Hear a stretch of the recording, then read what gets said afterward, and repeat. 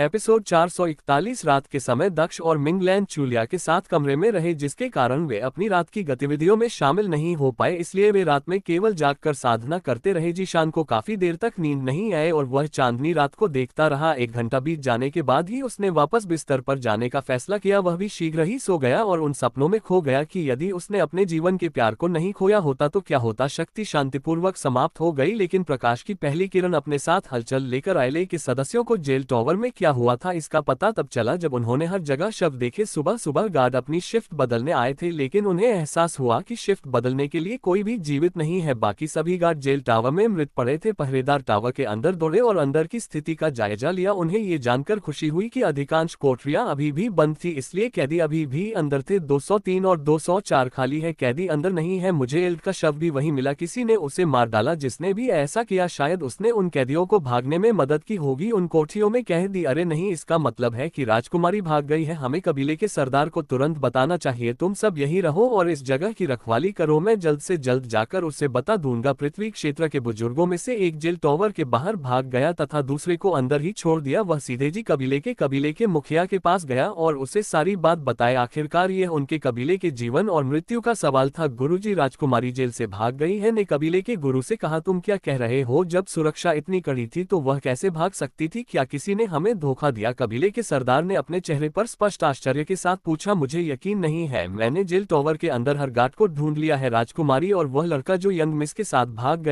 गए थे। मुझे लगता है कि किसी ने रात में हमारे कबीले के अंदर घुसकर उन्हें भागने में मदद की, ने जवाब दिया। तुम बेवकूफ हो, ये सब रात में हुआ और तुम्हें अभी पता चला। मेरे जी कबीले में ऐसे बेकार लोग कैसे हो सकते हैं? कबीले के मुखिया ने गुस्से में लगाए। उसने कबीले के बुजुर्गों को बुलाया और उन्हें भी सारी बातें बता दी। अगर लड़की रात में चली गई होती तो वह बहुत पहले ही महल पहुंच गई होती। राजा को भी इसके बारे में पता चल गया होगा। कबीला खतरे में है, सभी को अपना सामान तैयार करने के लिए कहो। हम यहाँ और नहीं रह सकते, हमें रॉयल क्वान के हमले की तैयारी करने से पहले भाग जाना चाहिए। हम उन्हें हमें मिटाने का मौका नहीं दे सकते, हमें ये जगह छोड़ देनी चाहिए। कबीले के मुखिया ने आदेश दिया। हम तैयारी शुरू कर देंगे, हम केवल आवश्यक चीजें ही ले जाएंगे, हमें 30 मिनट में निकलने के लिए तैयार हो जाना चाहिए। बुजुर्गों ने जवाब दिया, हाँ ऐसा करो, कोई भी देरी माफ नहीं की जाएगी। मैं चाहता हूँ कि 30 मिनट के बाद सभी लोग जाने के लिए तैयार रहे। अभी जाओ, कबीले के सरदार ने बुजुर्गों से कहा। सभी लोग कक्ष से बाहर चले गए तथा कबीले का मुखिया अकेला रह गया। कोई लड़की को भागने में मदद करने आया था, ये किसने किया होगा? अगर यह शाही कबीला होता तो वे इतने चालाक नहीं होते, और कौन ऐसा कर सकता था? इसके अलावा वे उस कमीने जीशान को अपने साथ क्यों ले गए? क्या ऐसा हो सकता है कि वह व्यक्ति जीशान के लिए आया था और उसने राजकुमारी को वहां पाया? कबीले के मुखिया ने स्थिति के बारे में विलाप करते हुए बड़बड़ाया। अगर वह व्यक्ति जीशान के लिए आया था तो यह इंपीरियल अकादमी में उसका कोई दोस्त ही होगा। उन परेशान करने वाले बदमाशों ने मेरा सब कुछ बर्बाद कर दिया। मेरी बेटी उसकी वजह से मर गई और अब वह मेरे कबीले के विनाश का अपराधी हो सकता है। मुझे उस आदमी से नफरत है, अगर मैं उसे फिर कभी देखूंगा तो मैं वह गाली दे रहा था, लेकिन तभी एक तलवार ने उसकी छात पर वार किया और एक युवक उसके सामने प्रकट हुआ। तुम क्या? युवक ने मुस्कुराते हुए पूछा। उसने अपनी दूसरी तलवार भी कबीले के सरदार के अंदर घुसा दी। कौन हो तुम? कबीले के सरदार ने मुंह में खून भरकर खांसते हुए पूछा। मैं उस आदमी का दोस्त हूँ जिसे तुम कोस रही थी और जिसने ये सब किया। दक्ष ने गर्व से कहा। मुझे पता है कि मैंने जीशान से वादा किया था कि मैं इस मामले में खुद को और अधिक शामिल नहीं कर, लेकिन मैं उस योजना के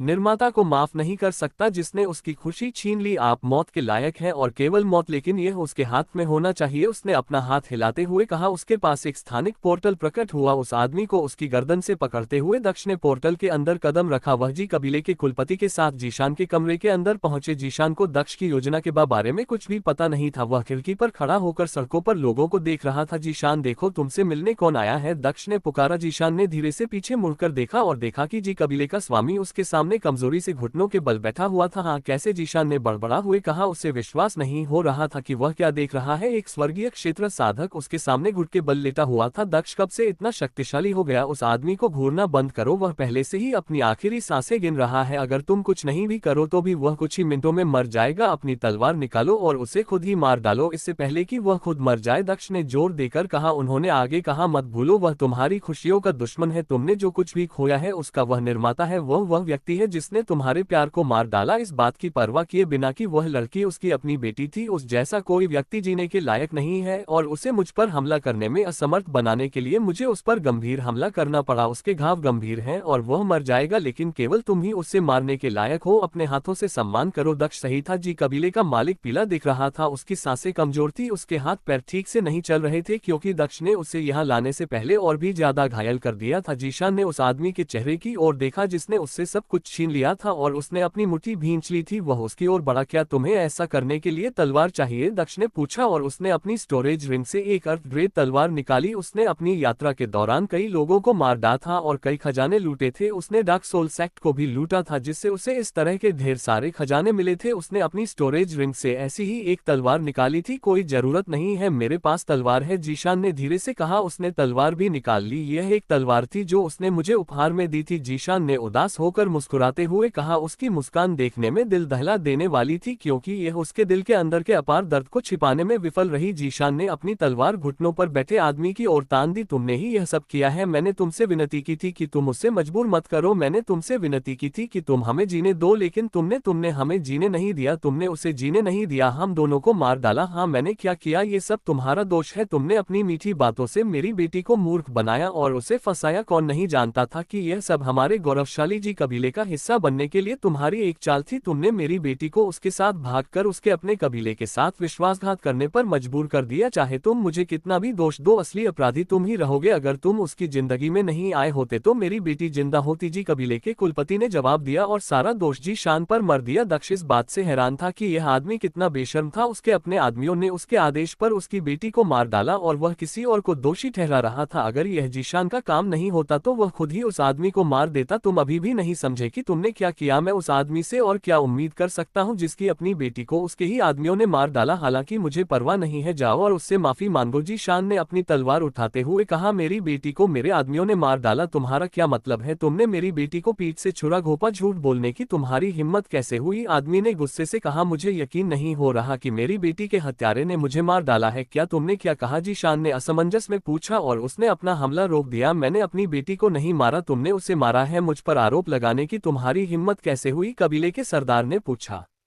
चुप रहो। तुम्हें क्या लगता है कि तुम किससे झूठ बोल रहे हो? यहाँ कोई जूरी या जज नहीं है और मैं व्यक्तिगत रूप से वहां था। क्या तुम्हें लगता है कि तुम्हारा झूठ किसी को बेवकूफ बना सकता है? जीशान ने गुस्से में जवाब दिया और उसने उस आदमी का सिर काट दिया। कबीले का सरदार जो जी कबीले का सबसे शक्तिशाली व्यक्ति था, उस व्यक्ति के हाथों तो तुरंत मर गया जिसे वह तुच्छ समझता था। दक्ष उस आदमी की बातों के बारे में काफी देर तक सोचता रहा। क्या आपको लगता है कि वह सच बोल रहा है? जिन लोगों ने उसकी बेटी को मार डाला उन्होंने अपनी जान बचाने के लिए उससे झूठ बोला। यह संभव हो सकता है कि उसने वास्तव में इसका आदेश नहीं दिया हो और उसे इस घटना के बारे में बेवकूफ बनाया जा रहा हो। वह निश्चित रूप से अपनी बेटी के साथ जबरदस्ती करने और उसे पकड़ने की कोशिश करने का दोषी था, लेकिन मुझे नहीं लगता कि वह उसकी मौत के बारे में झूठ बोल रहा था। दक्ष ने जीशान को अपने अनुमान के बारे में बताया। नहीं, ऐसा नहीं हो सकता कि उसे पता नहीं था कि क्या हुआ था और भले ही उसका इसमें कोई हाथ न हो फिर भी वह इसका कारण था। जीशान ने कबीले के मास्टर के शरीर को देखते हुए दक्ष को उत्तर दिया, वास्तव में उसे किसने मारा? क्यों न हम उस व्यक्ति को मार डाले? दक्ष ने जीशान से पूछा। आगे बढ़ने से पहले तुम्हें समाधान की आवश्यकता है, चलो मैं तुम्हारी मदद करता हूं। जीशान ने अपनी आंखें बंद की और जो कुछ हुआ था उसकी झलक देखी। ऐसा लग रहा था जैसे ये कल ही हुआ हो। वह अभी भी उस घटना के बारे में हर छोटी बड़ी बात देख सकता था। उसकी चीख और रोना अभी भी उसके दिमाग में ताजा था। मैं नहीं चाहती कि तुम इसमें शामिल हो, मुख्य अपराधी मैं अभी भी उस खुद ही मार डालूंगी। मुझे उम्मीद नहीं थी कि तुम कबीले के मास्टर को भी यहाँ घसीट लाओगे। मैं इतना मजबूत बनने की योजना बना रही थी कि मैं अपने हाथों से अपना बदला ले सकूं और अपने सीने के अंदर जल रही बदले की आग को बुझा सकूं। जीशान ने दक्ष से कहा, मैं समझ सकता हूं कि तुम कैसा महसूस कर रही होगी, लेकिन तुम्हें ये समझना चाहिए कि तुम्हारे पास इतना समय नहीं है कि तुम प्रतीक्षा करो और खुद को मजबूत बनाने के लिए प्रशिक्षण लो। जब शाही कबीला जी कबीले पर हमला करेगा तो वे नष्ट हो जाएंगे। जिस व्यक्ति ने तुम्हारी लड़की को मारा है वह शायद मर जाएगा और दुर्लभ अवसर पर वह भाग जाएगा और तुम उसे ढूंढ नहीं पाओगी। ये तुम्हारे लिए एक आखिरी मौका होना चाहिए। दक्ष ने जीशान से कहा, ये समझते हुए कि अगर वह अपना बदला नहीं ले पाया तो जीशान पर इसका कितना बुरा असर होगा। दक्ष ने खुद भी कुछ बदला लिया था और वह जानता कि उन्हें पूरा किए बिना कितना अधूरापन महसूस होता है। ये बात जीशान के लिए खास तौर पर सच थी, जिसने अपने जीवन के प्यार को खो दिया था। ये लेकिन इससे आपकी जान खतरे में पड़ जाएगी, मैं ऐसा नहीं होने दे सकता, जीशान ने आंख भरते हुए जवाब दिया। दक्ष ने जीशान की तरफ देखते हुए मुस्कुराया। आगे बढ़ते हुए उसने अपना हाथ उसके कंधे पर रख दिया। क्या खतरा? मैं अपना और तुम्हारा ख्याल रख सकता हूँ। अगर मुझे पता होता कि वह कैसा दिखता है तो मैं उसे खुद यहाँ ले आता, लेकिन मुझे नहीं पता, इसलिए तुम्हें मेरे साथ आना होगा। दुर्भाग्य से मैं आज फिर से पोर्टल का उपयोग नहीं कर सकता, इसलिए हमें मुख्य प्रवेश द्वार से जाना होगा। दक्ष ने कहा, मुख्य प्रवेश द्वार नहीं, भूल जाओ, यह और भी खतरनाक होगा, हम ऐसा नहीं करेंगे। जीशान ने सिर हिलाते हुए मना कर दिया। मैंने तुमसे कहा था कि मैं कोई जोखिम नहीं लूंगा। अगर तुम नहीं चाहते तो हम अंदर नहीं घुस, हम बस बाहर खड़े रहेंगे और सुनिश्चित करेंगे कि तुम्हारी औरत को मारने वाला व्यक्ति भाग ना पाए। अगर वह कोशिश करता है तो मैं उसे पकड़ सकता हूं, अगर वह नहीं भागता है तो हम शाही कबीले की सेना के पीछे घुस सकते हैं जो जी कबीले को नष्ट करने के लिए आती है। मुझे यकीन है कि राजकुमारी भी वहां होगी, उसे हमें अंदर आने देना चाहिए क्योंकि हमने उसकी जान बचाई है। चिंता मत करो, सब कुछ मुझ पर छोड़ दो, कुछ भी बुरा नहीं होगा। दक्ष ने जोर दिया। अगर तुम ऐसा कहते हो, जीशान ने अपना सिर हिलाते हुए कहा। वह भी यही चाहता था, वह उन लोगों को भी मारना चाहता था जिन्होंने उसकी सबसे प्यारी लड़की को मार डाला था। जीशान के सहमत होने के बाद ये निर्णय लिया गया कि वे दोनों जी कबीले में चले जाएंगे। दक्ष पड़ोसी कमरे में गया और जीशान के साथ जाने से पहले मंगलन को बताने का फैसला किया। तारक महत का उल्टा युवा दिखने वाले उस व्यक्ति के गले में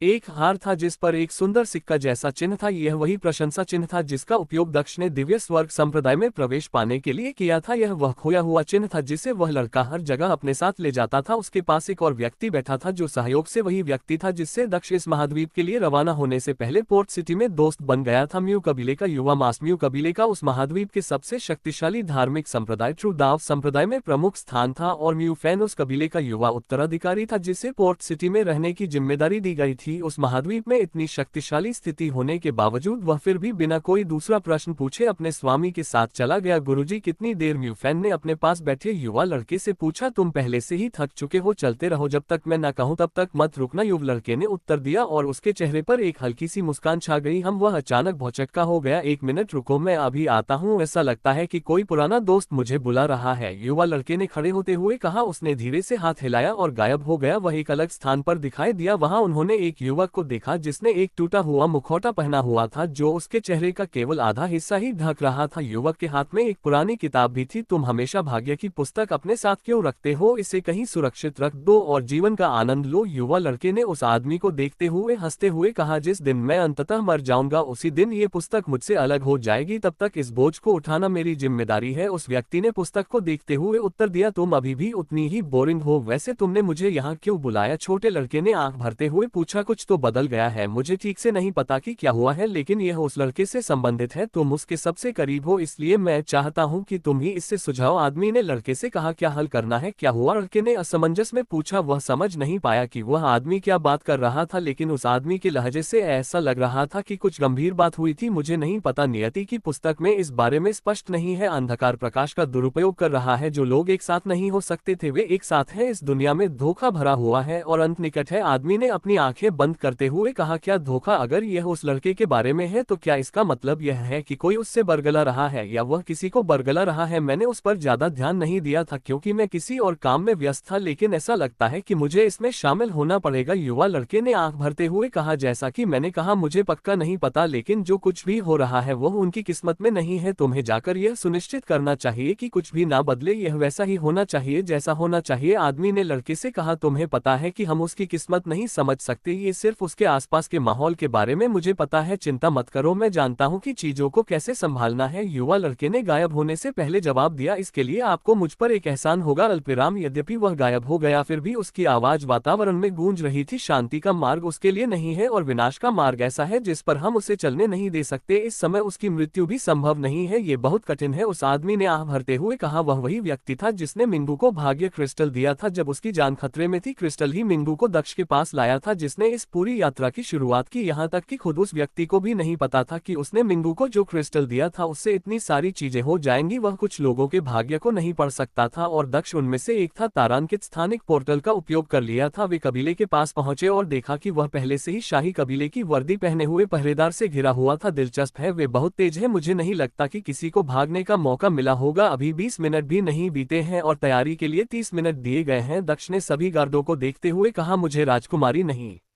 देख रही, उसकी मदद के बिना हम गार्ड के साथ कैसे जा सकते हैं? जीशान ने दक्ष से पूछा। मैंने सोचा कि वह उस कबीले का विनाश देखने के लिए व्यक्तिगत रूप से यहाँ आएगी जिसने उसे इतने लंबे समय तक कैद रखा था। ऐसा लगता है कि मैं गलत था, दक्ष ने मुस्कुराते हुए जवाब दिया। मैं सेना के हमले से पहले आसानी से अंदर जा सकता हूँ, लेकिन मैं तुम्हें अपने साथ नहीं ला सकता, इसलिए ये देखना मुश्किल है कि अब हम क्या कर सकते हैं। चलो उनके अंदर आने का इंतजार करते हैं, हम उनके अंदर घुसने के बाद चुपके से अंदर घुस जाएंगे, उन्होंने आगे कहा। उसे आश्चर्य हुआ कि सेना अभी भी कबीले में क्यों नहीं घुसी। ऐसा लग रहा था कि वे किसी का इंतजार कर रहे थे। मुझे लगता है कि वे इंतजार कर रहे हैं, जीशान ने कहा। मैं भी यही सोचता हूं, लेकिन वे किसका इंतजार कर रहे हैं? जी, कबीले के सदस्यों के भागने का, दक्ष ने चारों ओर देखते हुए कहा। तभी उसने दूर से एक शानदार गाड़ी को अपनी ओर आते देखा। गाड़ी, मुझे लगता है कि हमें चिंता करने की जरूरत नहीं है, गाड़ी पर लगे प्रतीक शाही वंश के हैं। शाही वंश से कोई आ रहा है, ये राजकुमारी अपने परिवार के साथ होगी, यही कारण है कि सेना ने अभी तक हमला नहीं किया है, वे उनका इंतजार कर रहे थे, उसने मुस्कुराते हुए कहा। गाड़ी रुकी और एक युवा महिला और एक पुरुष गाड़ी से बाहर निकले। क्या वह लड़का उसका भाई है? दक्ष ने जीशान से पूछा। हाँ, यह वही राजकुमार है जिसकी सगाई मेरी, जीशान ने बड़बड़ाया, लेकिन उसने बात पूरी नहीं की। अल्पविराम, दक्ष ने अपनी आंखें मूंद ली और राजकुमार को देखा जो गाड़ी से उतर चुका था। राजकुमार के चारों ओर एक अद्भुत आभा थी जिससे वह सैनिकों के लिए और भी ज्यादा डरावना लग रहा था। दक्ष देख सकता था कि राजकुमार युवा था, लेकिन वह केवल पृथ्वी लोक में था। वो उसे आश्चर्य हुआ कि राजकुमार के चारों ओर वह अजीब आभा क्यों थी। वह अपने आसपास उस आभा को बनाने के लिए किसी कौशल का उपयोग कर रहा होगा। बुरा है, हालांकि वह व्यक्ति है जिसे जीशान की प्रेमिका से शादी करनी थी, भले ही वह अब मर चुकी है। अगर उसके पास थोड़ी भी भावनाएं होती तो वह शायद जीशान से नफरत करता, क्योंकि वह उनकी सगाई से पहले उसके साथ भाग गई थी। अगर उसकी बहन ने पूछा तो क्या वह वास्तव में हमारी मदद करेगा? उसने उन दोनों को देखते हुए सोचा। उसने जीशान की ओर देखा और कहा, तुम यहीं रहो और पास मत आओ, मैं राजकुमारी से बात करूंगा और अनुमति लूंगा। जीशान समझ गया कि दक्ष का क्या मतलब था और उसने अपना सिर हिलाया। राजकुमारी के पास पहुंचते ही दक्ष ने उसे पीछे छोड़ दिया। तुम कौन हो? राजकुमारी के पास जाने की तुम्हारी हिम्मत कैसे हुई? जैसे ही दक्ष महिला के पास पहुंचा, कुछ सैनिकों ने उसे घेर लिया। उनके हंगामे ने शाही परिवार का भी ध्यान आकर्षित किया। वह यहाँ है, राजकुमारी ने दक्ष को देखते ही बड़बड़ाया। अल्पविराम, राजकुमारी, यह आदमी आपके पास आ रहा था, क्या हमें उसे गिरफ्तार कर लेना चाहिए? पहरेदार ने पूछा। वह कबीले का हत्यारा हो सकता है, नहीं उसे आने दो, वह एक मित्र है, राजकुमारी ने सिर हिलाते हुए उत्तर दिया। पहरेदार ने उसकी आज्ञा का पालन किया और एक तरफ हट गए। तुम्हारा दोस्त महल के बाहर, तुम्हारे दोस्त कब से हैं? राजकुमार ने राजकुमारी से पूछा और उसके चेहरे पर एक मनोरंजक मुस्कान तैर गई। राजकुमारी ने मुस्कुराते हुए उत्तर दिया, उसने मुझे जी कबीले से भागने में मदद की, वह मुख्य कारण है कि मैं भागने में सफल रही। हम तो वजी कबीले का सदस्य है, मुझे लगता है कि उसने हमारा पक्ष जीतने के लिए उन्हें धोखा दिया है। ठीक है, अगर वह अपनी मदद के लिए इनाम मांगने के लिए यहाँ आया है तो हम उसे महल में काम दे सकते हैं। राजकुमार ने अपना सिर हिलाया। नहीं, वह सी कबीले से नहीं है, वह अपने दोस्त की मदद करने के लिए जी कबीले में घुस आया था, तभी उसने मुझे पाया। राजकुमारी ने उत्तर दिया। हाँ, ये बच्चा जी कबीले के अंदर घुसने में सक्षम था और उसने तुम्हें भागने में मदद की। क्या तुमने नहीं कहा था कि एक आकाशीय क्षेत्र का बुजुर्ग तुम्हारी रक्षा कर रहा था? ये कमजोर आदमी तुम्हारी मदद कैसे कर सकता है? राजकुमार ने पूछा। वह दक्ष के अंदर कोई साधना नहीं देख पा रहा था, उसकी नजर में दक्ष एक नश्वर या ऐसा व्यक्ति लग रहा था जिसकी साधना इतनी कम थी कि वह उसे समझ भी नहीं पाया। राजकुमारी मुस्कुराए, लेकिन उसने कुछ नहीं बताया। उसने अपने बड़े भाई को ये बताने की जहमत नहीं उठाई कि दक्ष जैसा युवा व्यक्ति सी कबीले के आकाश क्षेत्र के एक बुजुर्ग को मारने में सक्षम था। जब दक्ष ने उसकी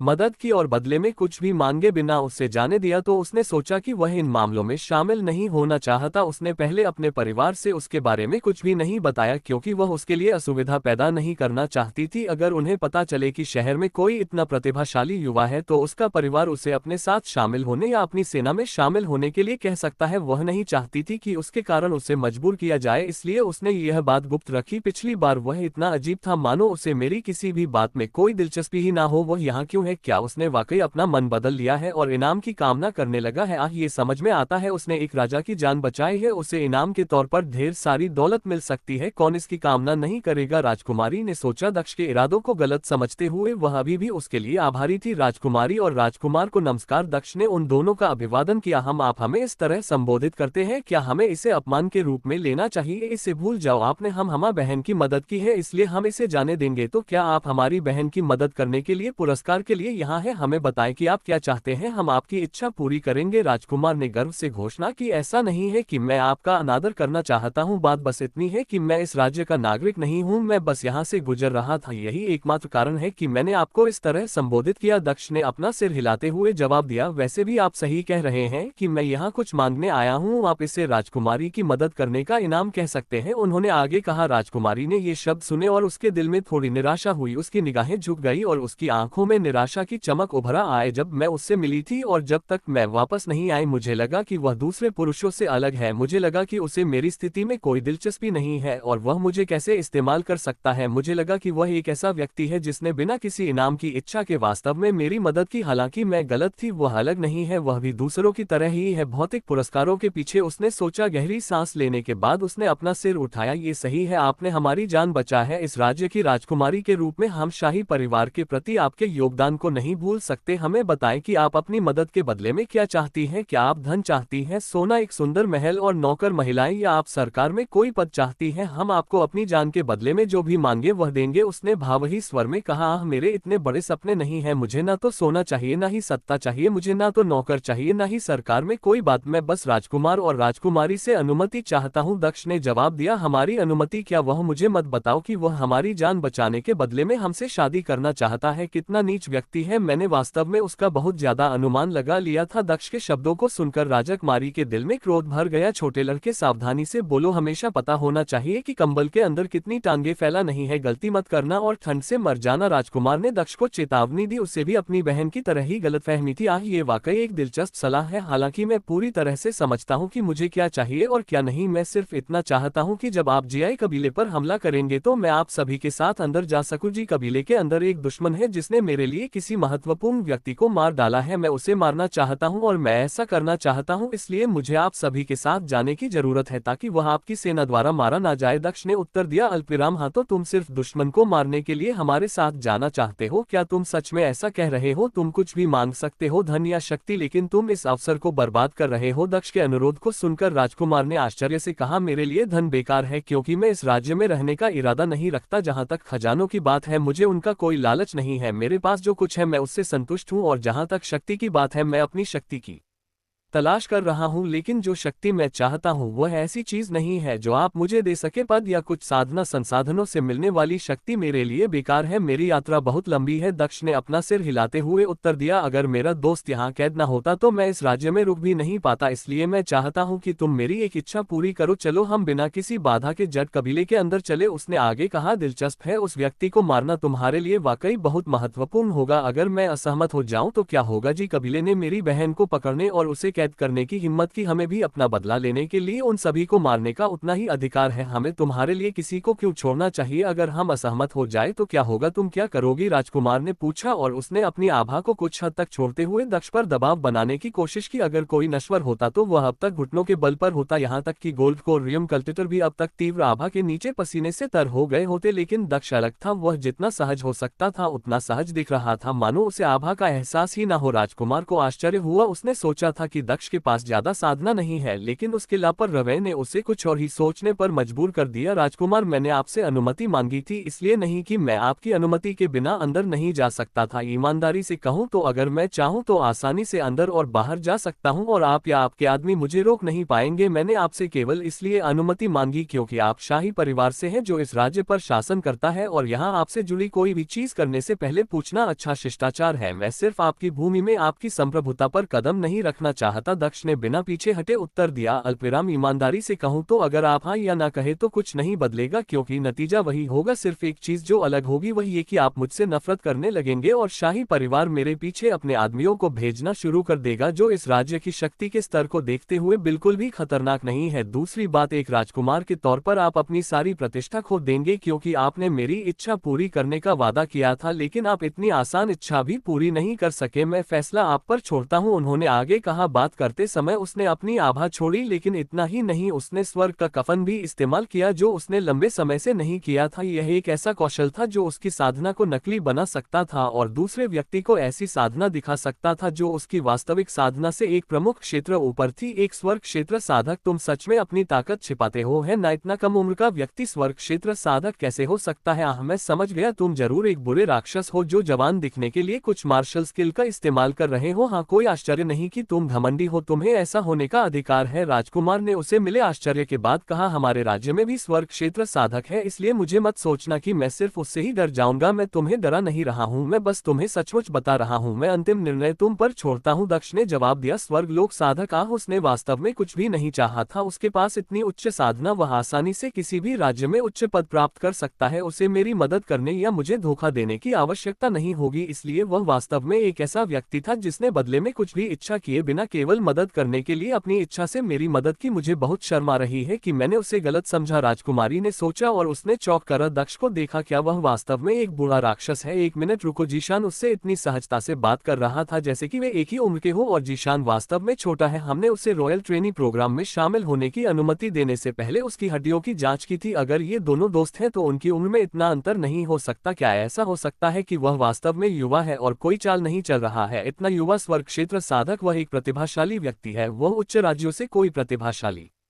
व्यक्ति होना चाहिए। कोई आश्चर्य नहीं कि वह कुछ नहीं चाहता। हम जो चीजें दे सकते हैं वे उसके लिए कुछ भी नहीं होनी चाहिए। राजकुमारी के विचार दक्ष पर ही टिके रहे। वह उसके रहस्यों को समझने की कोशिश कर रही थी। अल्पविराम, तो आपने क्या निर्णय लिया? क्या हम शामिल हो सकते हैं या नहीं? दक्ष ने पूछा। हम आपके साथ, और कौन आ रहा है? राजकुमार ने पूछा। बस मेरा दोस्त जो यहाँ फंस गया था। मुझे यकीन है कि आप समझ सकते हैं कि वह भी हमारे साथ क्यों आना चाहता है। दक्ष ने उत्तर दिया बिना ये बताए कि वह जीशान था। ठीक है, हम वचन देते हैं कि आप और आपका मित्र हमारे साथ अंदर आ सकते हैं, लेकिन हमारे मामलों में हस्तक्षेप न करें। राजकुमार ने सहमति जताई। उसने दक्ष से बात करना बंद कर दिया और अपना ध्यान अपनी सेना पर केंद्रित कर लिया। पुरुषों, आज हम यहाँ गद्दार जियाई कबीले का सफाया करने के लिए आए हैं, जिसने शाही परिवार के खिलाफ काम करने की हिम्मत की। कोई गिरफ्तारी नहीं होगी। जो भी तुम्हें दिखे उसे मार डालो। इससे कोई फर्क नहीं पड़ता कि वे महिलाएं हैं या पुरुष। जी, कबीले का कोई भी व्यक्ति यहाँ से जिंदा नहीं जाएगा, राजकुमार ने आदेश दिया। जब राजकुमार सेना की कमान संभाल रहा था, राजकुमारी दक्ष के पास आए और से पूछा, वास्तव में आपकी उम्र कितनी है? मेरी उम्र मैंने बहुत पहले ही गिनना बंद कर दिया था, दक्ष ने आभ भरते हुए जवाब दिया। विभिन्न ब्लडलाइन मंदिर परीक्षणों में भाग लेने के कारण मुझे समय का बोध ठीक से नहीं हो पाता। उसने सोचा, उसने बहुत पहले ही गिनती करना बंद कर दिया था, तो वह सचमुच बुरा आदमी है। राजकुमारी ने उसके शब्दों से अनुमान लगाया। अगर मैं आपको अनुमान लगाऊं तो मैं इस समय 20 साल का हूं। दक्ष ने राजकुमारी को आश्चर्यचकित करते हुए उत्तर दिया। क्या बकवास है, वह इतना छोटा है? वह कहता है कि वह 20 साल का है, फिर भी उसने गिनती करना बंद कर दिया। यार, तुम ये क्यों नहीं कहते कि तुम 2 साल की उम्र में ही संत बन गए? राजकुमारी ने सोचा और वह व्यंग्यपूर्वक मुस्कुराए, लेकिन उसने उसकी बातों पर विश्वास कर लिया। अल्पविराम, राजकुमारी यह जानकर दंग रह गई कि दक्ष इतना छोटा था। अगर वह वाकई उतना ही बूढ़ा था जितना उसने खुद को बताया था, तो वह सबसे कम उम्र का स्वर्ग लोक साधक था जिससे वह कभी मिली थी। उसने जितने भी स्वर्ग लोक साधक देखे उनमें से ज्यादातर ऐसे थे जो स्वर्ग लोक में प्रवेश करने से पहले 100 साल से ज्यादा की उम्र तक जीवित रहे, लेकिन दक्ष ने ये सब सिर्फ 20 साल की उम्र में हासिल कर लिया। क्या तुम सच कह रहे हो? उसने बस यकीन करने के लिए पूछा। मैं तुमसे झूठ क्यों बोलूंगा? ऐसा नहीं है कि मुझे तुम्हें प्रभावित करने की जरूरत है या कुछ और, इसके अलावा ये बहुत खास भी नहीं है। मुझे यकीन है कि स्वर्गलोक के साधक मुझसे बहुत छोटे होंगे। यह इतना खास नहीं है कि मैं झूठ बोलूं, दक्ष ने सहजता से उत्तर दिया। उसने इस तथ्य को आसानी से छिपाया कि वह वास्तव में स्वर्ग क्षेत्र का साधक नहीं था, और राजकुमार को और अधिक डराने के लिए झूठ बोलने का फैसला किया। स्वर्ग क्षेत्र के साधकों का अधिक सम्मान और आदर किया जाता था, और एक स्वर्ग क्षेत्र के साधक के रूप में जो इतना छोटा था, कोई भी उसे अपना दुश्मन बनाने की हिम्मत नहीं करेगा, खासकर जब से उसने केवल उनके साथ जाने का अनुरोध किया था। ये सच है, राजकुमारी ने सिर हिलाते हुए कहा। मैं तुमसे ये पूछना भूल गई कि तुमने मुझे पिछली बार कब बचाया था। तुम्हारा नाम क्या है और तुम कहाँ से हो? उसने पूछा। मैं दक्ष हूँ। जहाँ तक मेरी उत्पत्ति का सवाल है, इसे रहस्य ही रहने दो। मैं अपने निजी जीवन को उजागर नहीं करना चाहता और न ही अपने प्रभाव का इस्तेमाल करना चाहता हूँ। मैं बस एक साधक हूँ जो सहयोग से यहाँ आया और उसे अपने एक दोस्त के बारे में पता चला जो यहाँ फंसा हुआ था। चलो इसे यही रहने देते हैं, दक्ष ने उत्तर दिया, जिससे उसकी पृष्ठभूमि लड़की के लिए और भी रहस्यमय हो गई। उसने जो शब्द इस्तेमाल किए थे वे विशेष रूप से इस प्रकार गढ़े गए थे जिससे लड़की को विश्वास हो जाए कि वह किसी शक्तिशाली परिवार से है। ठीक है, मैं तुम्हें कुछ भी बताने के लिए मजबूर नहीं करना चाहती। मुझे पहले से ही खुशी है कि तुमने मुझे अपना नाम बताया, लेकिन क्या तुम मुझसे मेरा नाम नहीं पूछोगे? राजकुमारी ने दक्ष से पूछा। इससे मुझे क्या मदद मिलेगी? दक्ष ने लड़की से पूछा। मुझे बस इतना ना जानना है कि तुम इस राज्य की राजकुमारी हो। आज काम पूरा होने के बाद मैं चला जाऊंगा और हम फिर कभी नहीं मिलेंगे।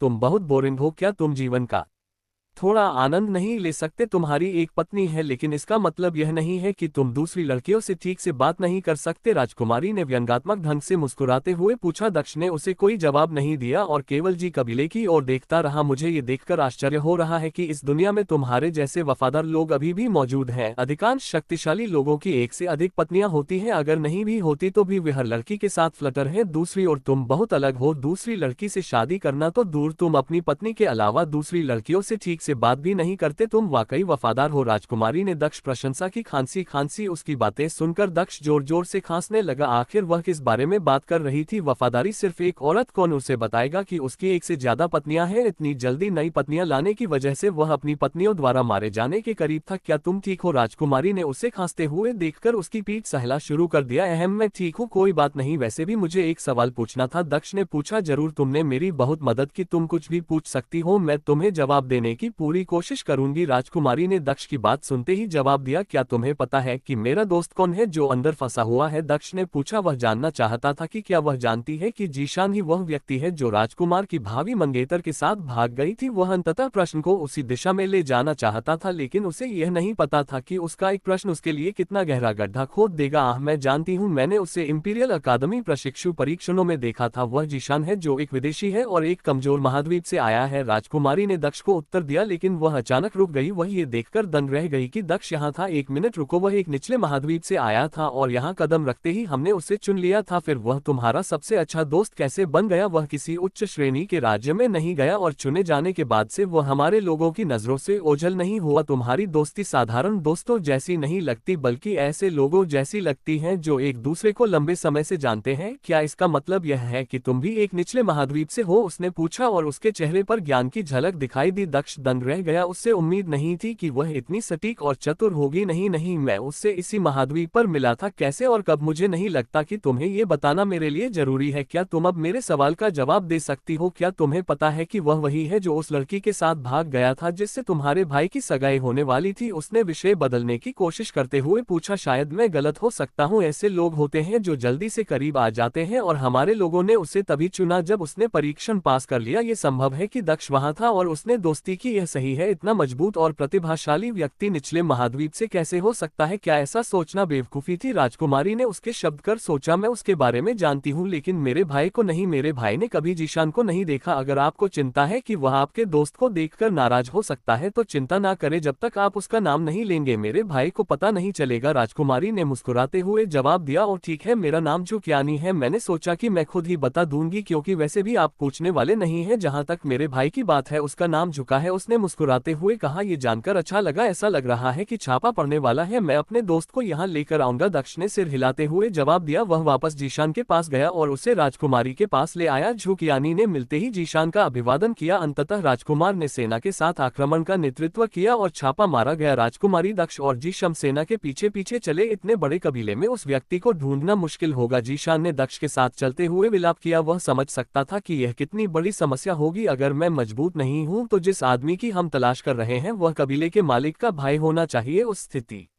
में उससे मजबूत होना चाहिए। जहां भी कोई बड़ा हंगामा हो वहां उसके होने की संभावना होनी चाहिए, क्योंकि वह कबीले के मालिक के बाद कबीले में दूसरा सबसे मजबूत है। हमें बस कबीले के अंदर रहने और उस पर नजर रखने की जरूरत है। दक्ष ने जवाब दिया, आसानी से उस सवाल का जवाब देते हुए जो जीशान के दिमाग में घूम रहा था। शाही सेना के सैनिक कबीले के हर दिशा में फैल गए, जबकि उनमें से कुछ जियाईकान के पीछे कबीले के केंद्र की ओर चले गए, जहां अधिकांश बुजुर्ग रहते थे। दक्ष उनके पीछे कबीले के केंद्र तक गया। शाही सेना और जी कबीले के सदस्यों के बीच एक और लड़ाई शुरू हुई। शाही सेना में कई आकाशीय क्षेत्र के साधक और कुछ स्वर्गीय क्षेत्र के साधक भी शामिल थे। जी कबीले के पास सिर्फ 2 स्वर्ग क्षेत्र साधक थे, जो कबीले के मास्टर और उनके भाई थे। कबीले के मास्टर को पहले ही मार दिया गया था और उसका भाई बच गया था, जिसे खोजने के लिए दक्ष यहाँ आया था। उनका मानना था कि वह एक गौरवशाली योद्धा की तरह सेना का सामना करने आएंगे, लेकिन ऐसा नहीं हुआ। कबीले के आकाश क्षेत्र के बुजुर्ग चारों ओर से मारे जा रहे थे, लेकिन कबीले के मुखिया का भाई कहीं नहीं मिल रहा था। हवा उन किसानों की चीख से भरी हुई थी जो शाही सेना द्वारा मारे जा रहे थे। उनमें से कुछ तो कड़ी टक्कर देने में सक्षम थे, लेकिन अधिकांश दुश्मनों के सामने एक सेकंड भी टिक नहीं पाए। लोग मरते और लाशें जमीन पर गिरती रही। मरने वाले ज्यादातर लोग जी कबीले के थे। शाही सेना को कुछ चोटें आए, लेकिन उनमें से कोई भी गंभीर रूप से घायल नहीं हुआ। इधर उधर देखते हुए दक्ष उलझन में पड़ गया। इतना सब होने के बाद भी वह बाहर नहीं आया। क्या वह तय समय से पहले भाग गया? तुम यहाँ किसे ढूंढ रहे हो? जिस व्यक्ति को तुम मारना चाहते हो, क्या तुमने उसे अभी तक नहीं देखा? राजकुमार ने दक्ष से पूछा, क्योंकि उसने उसे हैरान देखा था। दक्ष ने कोई जवाब नहीं दिया और बस पीछे मुड़ गया। उसने अपनी दिव्य इंद्रिय का इस्तेमाल करके खुद ही जांच की कि कहीं कोई छिपा तो नहीं है। उसे जीशान से एक अनुमानित विवरण प्राप्त हुआ था। उसे विश्वास था कि वह उसे खुद ही ढूंढने में सक्षम है, भले ही वह उसे मारना ना चाहे। उसने अपने आसपास जांच की, लेकिन उसे कोई भी ऐसा व्यक्ति नहीं मिला जो बताए गए विवरण से मिल खाता हो। यहाँ तक कि छिपे हुए लोगों में भी नहीं। वह यहाँ नहीं है, उसने सोचा और भों सी कोड़ ली। अपनी आत्मा तलवार निकालकर दक्ष ने उस पर कदम रखा। तुम राजकुमारी के साथ यही रहो, मैं जल्द ही वापस आऊंगा। मैं चारों ओर देखने जाऊंगा, उसने कहा और फिर अपनी तलवार पर उड़ गया। उन्होंने ऊपर उड़ते हुए अपनी दिव्य इंद्रिय का उपयोग करते हुए पूरे जियाई कबीले को स्कैन किया और उन्हें खोजने की कोशिश की। जब वह कबीले के दूसरे छोर के पास पहुंचा तो उसने आखिरकार किसी को देखा। एक छाया बिजली की तरह भाग रही थी और जल्द ही कबीले की सीमा से ऊपर कूद गई। पकड़ लिया, वह स्वर्ग लोक के साधक से कम कुछ नहीं हो सकता। दक्ष ने चिल्लाते हुए अपनी गति बढ़ा दी और कबीले के बाहर छाया का पीछा किया। कहा गया, जैसे ही दक्ष कबीले से बाहर निकला उसने देखा कि वह व्यक्ति गायब हो गया था। फिलहाल वह कहीं नहीं मिला। वह इतनी जल्दी कैसे गायब हो सकता है? दक्ष ने चारों ओर देखते हुए आश्चर्य व्यक्त किया। वह इतने कम समय में इतनी दूर नहीं जा सका होगा। मुझे यकीन है कि वह यही कहीं होगा। उसने एक बार फिर अपनी दिव्य इंद्रिय को फैलाया और उस दिशा में उड़ चला जहां उसने पहले उस छाया को भागते हुए देखा था। तुम वहां हो? दक्ष के चेहरे पर एक मुस्कुराहट उभरी जब उसने कुछ देख। वह पास के एक छोटे से घर के ऊपर उड़ रहा था। जब उसने कुछ ऐसा देखा जिसे देखकर वह मुस्कुरा उठा। वह खुश था कि उसे वह व्यक्ति मिल गया था जिसे वह ढूंढ रहा था। हालांकि उसे ऐसा लग रहा था कि वह पहले भी उस व्यक्ति को खो चुका था, लेकिन वास्तव में उसे वह मिल गया था। अपनी दिव्य इंद्रिय से वह एक घर के अंदर छिपे हुए अधेड़ उम्र के व्यक्ति को देख सकता था। उसके हाथ एक महिला के चारों ओर थे। उसने उसका मुंह बंद कर रखा था ताकि वह बोल ना सके, जबकि वह उसके कान में कुछ फुसफुस रहा था। माना जा रहा था कि वह उसे चुप रहने के लिए कह रहा था। कुछ देर बाद उसने महिला को आजाद कर दिया। महिला कांप रही थी, लेकिन उसने भागने या चीखने की कोशिश नहीं की। वह कोने में बैठ गई, जबकि आदमी बिस्तर पर बैठ गया। वे कमीने शाही परिवार ने हमारे कबीले पर हमला करने की हिम्मत की। यह सब उन कमीनों की वजह से है जिन्होंने लड़की को भागने दिया। अगर वे नहीं मरे होते तो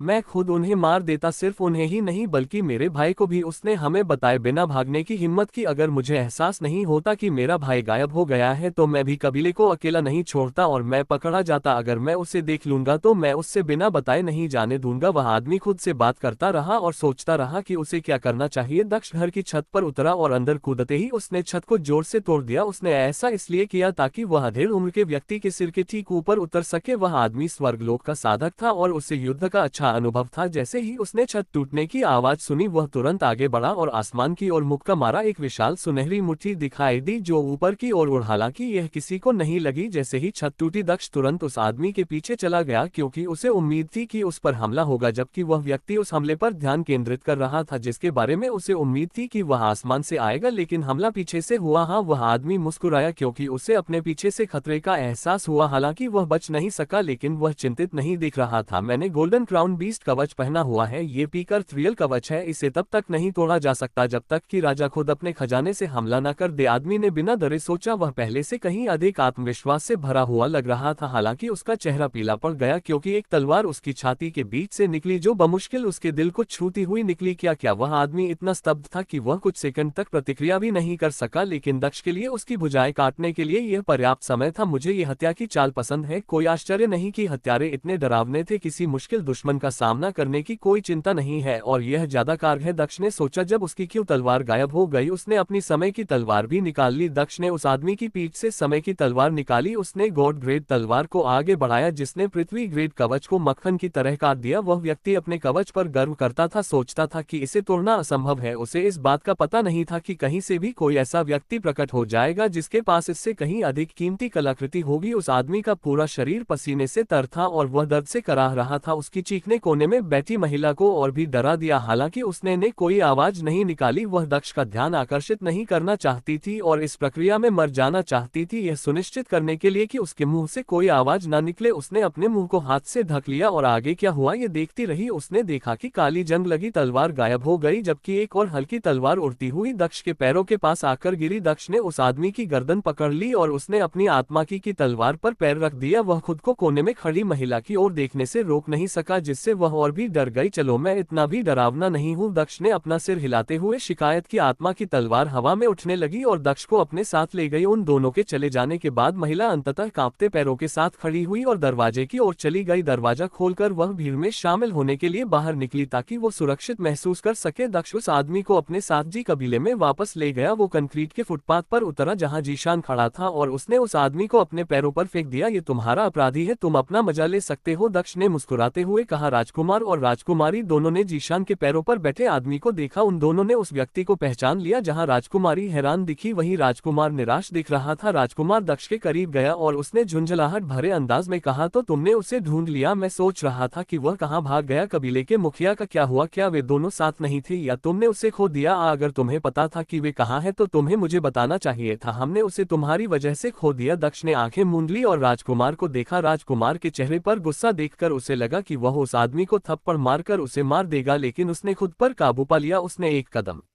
आगे बढ़ाया ताकि वे दोनों एक दूसरे के सामने हो और उनके बीच केवल थोड़ी सी दूरी हो। राजकुमार कांग, ऐसा लगता है कि आप गलतफहमी में जी रहे हैं। मैं आपके लिए काम नहीं करता, इसलिए मुझे आपको कुछ भी बताने की जरूरत नहीं है। जहां तक मैं किसे पकड़ता हूं और किसे नहीं, जब आप इन लोगों को भागने देते हैं तो ये भी आपकी चिंता का विषय नहीं है। आप भाग्यशाली हैं कि मैं वहां था, अन्यथा आप इस आदमी को अनंत काल तक नहीं पा सकते थे। इसलिए खुश रहे और मेरे सामने दिखावा न करे। दक्ष ने राजकुमार को चेतावनी दी क्योंकि उसकी सुनहरी आंखें उसे ऐसे देख रही थी जैसे वे राजकुमार की आत्मा के अंदर गहराई से देख पा रही हो। तुम ठीक है, तुमने उनमें से कम एक को पकड़कर अच्छा किया। अगर इस आदमी को ले लो, हम इसे पिताजी के सामने पेश करेंगे। वह इस आदमी को मेरी बहन को चोट पहुंचाने की कोशिश करने के लिए खुद सजा देंगे। राजकुमार ने अपने गार्ड को आदेश दिया और खुद और दक्ष के बीच कुछ दूरी बनाने के लिए पीछे हट गया। जियाई कबीले के बुजुर्ग को पकड़ने के लिए उसकी ओर बढ़े। हालांकि इससे पहले कि वे करीब पहुंच पाते, एक तलवार उड़ती हुई आए और जीशान और जी कबीले के बुजुर्ग के चारों ओर चक्कर लगाने लगी जैसे कि उनके चारों ओर एक सीमा बना रही हो। अगर कोई भी आपके करीब आने की परवाह करता है तो जब आपका सिर जमीन पर गिर जाएगा तो मुझे दोष मत देना। दक्ष ने आगे बढ़ते हुए भारी चेतावनी दी। तुम क्या कर रहे हो? क्या तुम सचमुच हमारे खिलाफ जा रहे हो क्योंकि तुम एक स्वर्ग लोक साधक हो? क्या तुम सोचते हो कि हम तुम्हारा कुछ नहीं कर सकते? राजकुमार गुस्से में दहरा। मैंने तुमसे कहा था कि मैं एक आदमी को मारने आया हूँ। ये वही आदमी है जिसे हमें मारना है, इसीलिए मैंने उसे पकड़ा है। उसका जीवन हमारा है और किसी और का नहीं, दक्ष ने जवाब दिया। दक्ष ने जीशान की ओर देखा जिसने उसकी ओर ऐसे देखा जैसे उसे दक्ष की सुरक्षा की चिंता हो। दक्ष के चेहरे पर मुस्कान आ गई। किसी बात की चिंता मत करो, मुझे पता है कि उसने तुमसे कितना कुछ छीन लिया है। तुम उसे मारने में अपना समय ले सकते हो। कोई भी तुम दोनों को परेशान नहीं करेगा। मुझे सच में नहीं पता कि तुम पागल हो या सिर्फ नाटक कर रहे हो। जब तुमने कहा कि तुम किसी व्यक्ति को मारना चाहते हो तो मैं सिर्फ इसलिए सहमत हुआ क्योंकि मुझे लगा कि वह कोई सामान्य होगा, लेकिन मैं तुम्हें मुख्य अपराधी को मारने नहीं दे सकता। ये पिताजी का आदेश है कि हमें जी कबीले के कबीले मास्टर और उसके भाई को उसके पास पास लाना होगा। कबीले मास्टर तुम्हारी वजह से बच गए, लेकिन मैं इसे जाने दे सकता। राजकुमार ने दक्ष को डांटा। वह जितना ज्यादा बोलता गया उसकी आवाज उतनी ही ऊंची होती गई। जहां तक इस आदमी की बात है, मुझे इसे अपने साथ ले जाना होगा। मुझे परवाह नहीं है कि तुम क्या कहते हो, मुझे परवाह नहीं है कि तुम कितने प्रतिभाशाली हो। तुम सोचते हो कि तुम कुछ भी कर सकते हो क्योंकि तुम एक स्वर्गीय क्षेत्र साधक हो। ये राज्य मेरा क्षेत्र है और मैं तुम्हें किसी भी क्षण मरवा सकता हूँ, इसलिए एक अच्छे लड़के की तरह पीछे हट जाओ। मैं आमना सामना नहीं चाहता था, लेकिन मैं पीछे भी नहीं हट सकता। क्या मैं ऐसा कर सकता हूँ? ये कुछ ऐसा है जो उसे दिल की शांति पाने के लिए करने की जरूरत है। दक्ष ने मुस्कुराते हुए सोचा, ऐसा लगता है कि आज एक राजा की मृत्यु हो जाएगी। दक्ष ने जवाब दिया और उसने अपनी जेब से जंग लगी काली भारी तलवार निकाली। हाँ, तुम उस घटिया तलवार का इस्तेमाल करते हो और इस तरह दिखावा करते हो। मैं उस घटिया तलवार से कोई आभा महसूस नहीं कर सकता। एक स्वर्गीय क्षेत्र साधक होने के बावजूद तुम एक अच्छी कलाकृति भी नहीं खरीद सकते, फिर तुम में कुछ खास नहीं होना चाहिए। राजकुमार ने हंसते हुए कहा, जब उसने पहली बार समय की तलवार देखी, यह नहीं जानते हुए कि जिस हथियार पर वह हंस रहा था वह कुछ ऐसा था जिसके लिए स्वर्गीय राजा भी लालायित थे। ओहो, फिर यह कैसा रहेगा? दक्ष ने चेहरे पर एक मनोरंजन मुस्कान के साथ जवाब दिया और उसने अपनी राजा की तलवार निकाली जिसे उसने अपने बाएं हाथ में पकड़ रखा था। वह घटिया तलवार से बेहतर है, लेकिन फिर भी ऐसी चीज नहीं जो एक अच्छे स्वर्गीय क्षेत्र साधक के पास हो। मैं बिना किसी कारण की चिंता कर रहा था। दोस्तों, इस आदमी को भी पकड़ लो, वह राज्य का दुश्मन है। राजकुमार ने अपने लोगों को आदेश दिया। अल्पविराम आदेश मिलते ही स्वर्गीय क्षेत्र के योद्धा दक्ष की ओर उड़ चले। मुझे लगता है कि ऐसा ही होना चाहिए। जीशान, लड़ाई को नजरअंदाज करो,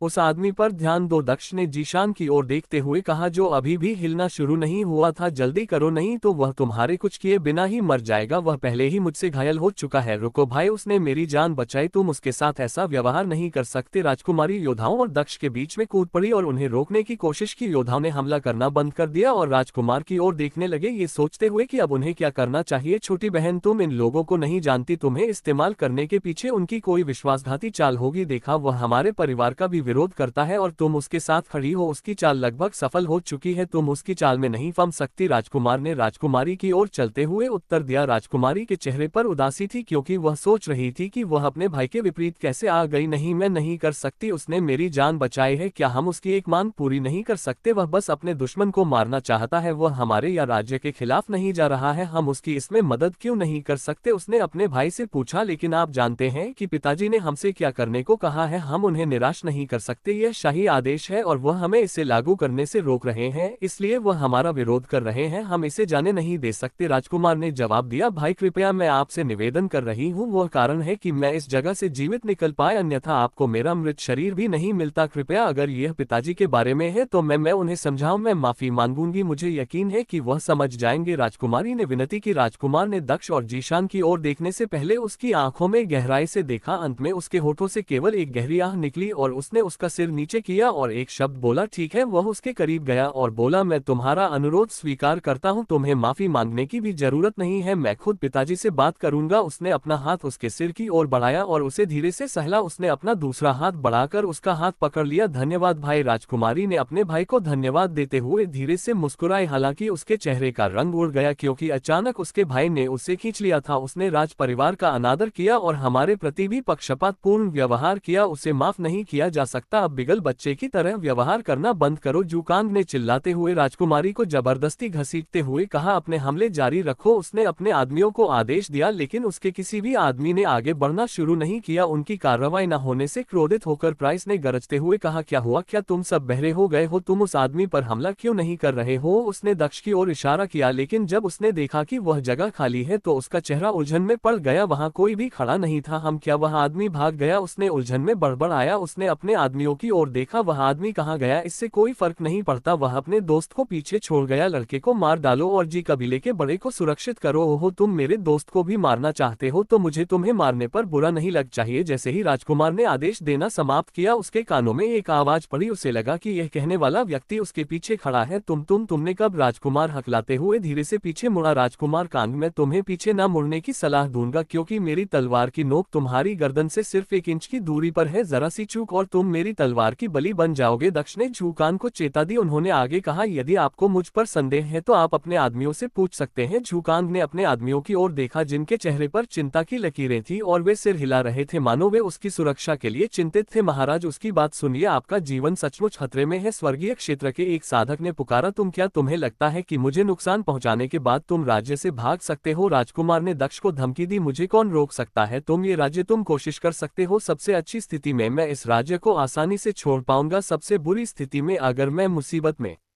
पड़ गया तो इसका अंत इस राज्य के विनाश के साथ होगा और कोई भी जीवित नहीं बचेगा। दक्ष ने उत्तर दिया। उसकी आवाज में शैतान की गंध आ रही थी। उसने अपनी बात जारी रखते हुए कहा, दुर्भाग्य से यह पहला राज्य नहीं होगा जिसे मैं नष्ट करूंगा। ये राजकुमारी उसकी बातें सुनकर दंग रह गई। उसने एक राज्य को नष्ट कर दिया। जब उसने कहा कि वह खतरे में है तो वह राज्य को नष्ट कर देगा, तो उसका क्या मतलब था? क्या खतरे में होने का मतलब यह नहीं होना चाहिए कि वे मजबूत नहीं है? फिर वह किस बारे में बात कर रहा है? रुको, यह वही होना चाहिए, वह किसी शक्तिशाली राज्य का उत्तराधिकारी है। राजकुमारी ने सोचा। दक्ष के शब्दों को गलत समझते हुए उन्होंने उसे कोई कीमती कलाकृति दी होगी ताकि उन्हें संकेत मिले कि वह खतरे में है। एक बार संकेत मिलने पर राज्य तक पहुंचने और उन्हें नष्ट करने के लिए किसी तरीके का उपयोग करेगा। रुको, क्या कुछ साल पहले ऐसा कुछ नहीं हुआ था? एक युवा राजकुमार नाराज हो गया था और राज्य नष्ट हो गया था। क्या वह वही राजकुमार हो सकता है? यही होना चाहिए। अगर ऐसा है तो हम उसे नुकसान नहीं पहुंचा सकते। मुझे अपने भाई को बताना चाहिए या राज्य नष्ट हो जाएगा। उसने सोचा और अपनी मुट्ठी भींच ली। भाई, मैंने तुम्हें रुकने को कहा था। मैं ये सब उजागर नहीं करना चाहता था, लेकिन मेरे पास कोई विकल्प नहीं है। वह कोई बूढ़ा राक्षस नहीं है और वह केवल 20 साल का है। तुम उसके बारे में गलत हो। इसके अलावा वह एक उच्च श्रेणी के राज्य का राजकुमार है। क्या तुम गोई के बारे में भूल गए? उन्होंने किसी उच्च श्रेणी के राज्य के एक रहस्यमय राजकुमार को अपमानित किया और उसकी जान को खतरे में डाल दिया। राज्य तुरंत नष्ट हो गया। अगर मैं गलत नहीं हूं तो वह वही व्यक्ति है। उसने जल्दी से अपने भाई को बताया जबकि उसे पसीना आने लगा था। क्या नहीं, ऐसा नहीं हो सकता। वह केवल 20 वर्ष का है। एक 20 वर्षीय व्यक्ति स्वर्ग क्षेत्र का साधक कैसे हो सकता है? यह असंभव है जब तक क्या वह वास्तव में एक उच्च रैंकिंग वाले राज्य से नहीं है? ये सच नहीं हो सकता, ये सच नहीं हो सकता। मैं इस तरह किसी को कैसे अपमानित कर सकता हूँ? नहीं, यह असंभव है। वह झूठ बोल रहा है। उसने तुम्हें मूर्ख बनाया है। वो वास्तव में एक बुरा राक्षस है जिसने तुम्हें धोखा दिया है। मैं उसे मार डालूंगा। राजकुमार दहाड़ा। झूकान के चेहरे पर पसीना आ गया जब उसे पता चला कि दक्ष एक उच्च श्रेणी के राज्य का रहस्यमय राजकुमार है। कुछ पल के लिए उसका दिमाग खाली हो गया। उसे यकीन नहीं हुआ। नहीं, उसने यह मानने से इनकार कर दिया कि 20 साल का लड़का स्वर्गलोक का साधक हो सकता है। उच्च श्रेणी के राज्यों के राजकुमारों के लिए भी इतनी कम उम्र में ऐसी साधना हासिल करना असंभव होना चाहिए। दक्ष के लिए इतनी कम उम्र में ऐसा करना संभव नहीं था। वह इस पर यकीन नहीं करना चाहता था। क्रोध में उसे सचमुच विश्वास हो गया था कि उसके पीछे खड़ा व्यक्ति बहुत बूढ़ा है लेकिन जवान दिखता है। तुम राजकुमार को नहीं पा सकते। मैं तुम्हें तुम्हारी सही जगह दिखाऊंगा। झुकांग ने राजकुमारी का हाथ छोड़ दिया और बिना किसी परवाह के पीछे मुड़ा और सीधे आगे की ओर मुक्का मारा। क्या वह समझ नहीं पाया कि क्या हो रहा है? उसके पीछे कोई नहीं खड़ा था। दक्ष कहाँ गया? उसके पीछे से आवाज आई, दक्ष वहां कैसे नहीं हो सकता था? गार्ड ने भी कहा कि दक्ष उसके पीछे था। वह क्यों गायब हो गया? झुकान के दिमाग में कई सवाल तैरने लगे और उसका सिर दर्द करने लगा। उसने गुस्से से चारों ओर देखा। हालांकि वह दक्ष को खोजने में असफल रहा। वह कहाँ है? राजकुमार ने अपने सुरक्षाकर्मियों से फिर पूछा, लेकिन उसे उनके उत्तर की प्रतीक्षा करने की आवश्यकता नहीं थी। जब उसने देखा कि वे उसकी ओर देख रहे हैं तो उसके दिल में ठंडक सी दौड़ गई। नहीं, वे उसकी ओर नहीं देख रहे थे बल्कि उसके सिर के ऊपर देख रहे थे। झुकांग ने उनकी निगाहें तुरंत समझ ली। उससे ऊपर उनकी निगाहों से यह स्पष्ट था कि दक्ष उससे ऊपर था। अल्पविराम जैसे ही उसने अपना सिर ऊपर उठाया उसका दिल तेजी से धड़कने लगा। सबसे पहले उसकी नजर एक चमकीली रोशनी पर पड़ी जो सीधे उसकी ओर आ रही थी। इससे पहले कि वह अपने आसपास की सारी जानकारी को अपने दिमाग में समाहित करने में एक सेकंड भी लगा पाता, रोशनी की यह किरण उसके पास पहुंच गई। उसके मुंह से इतनी तीव्र पीड़ा भरी चीख निकली कि सुनने वाले हर किसी की रीढ़ में सिहरन दौड़ गई। धीरे धीरे एक हाथ जमीन पर गिर गया जो शरीर के बाकी हिस्सों से अलग हो गया। झुकांग दर्द से चिल्लाया क्योंकि उसका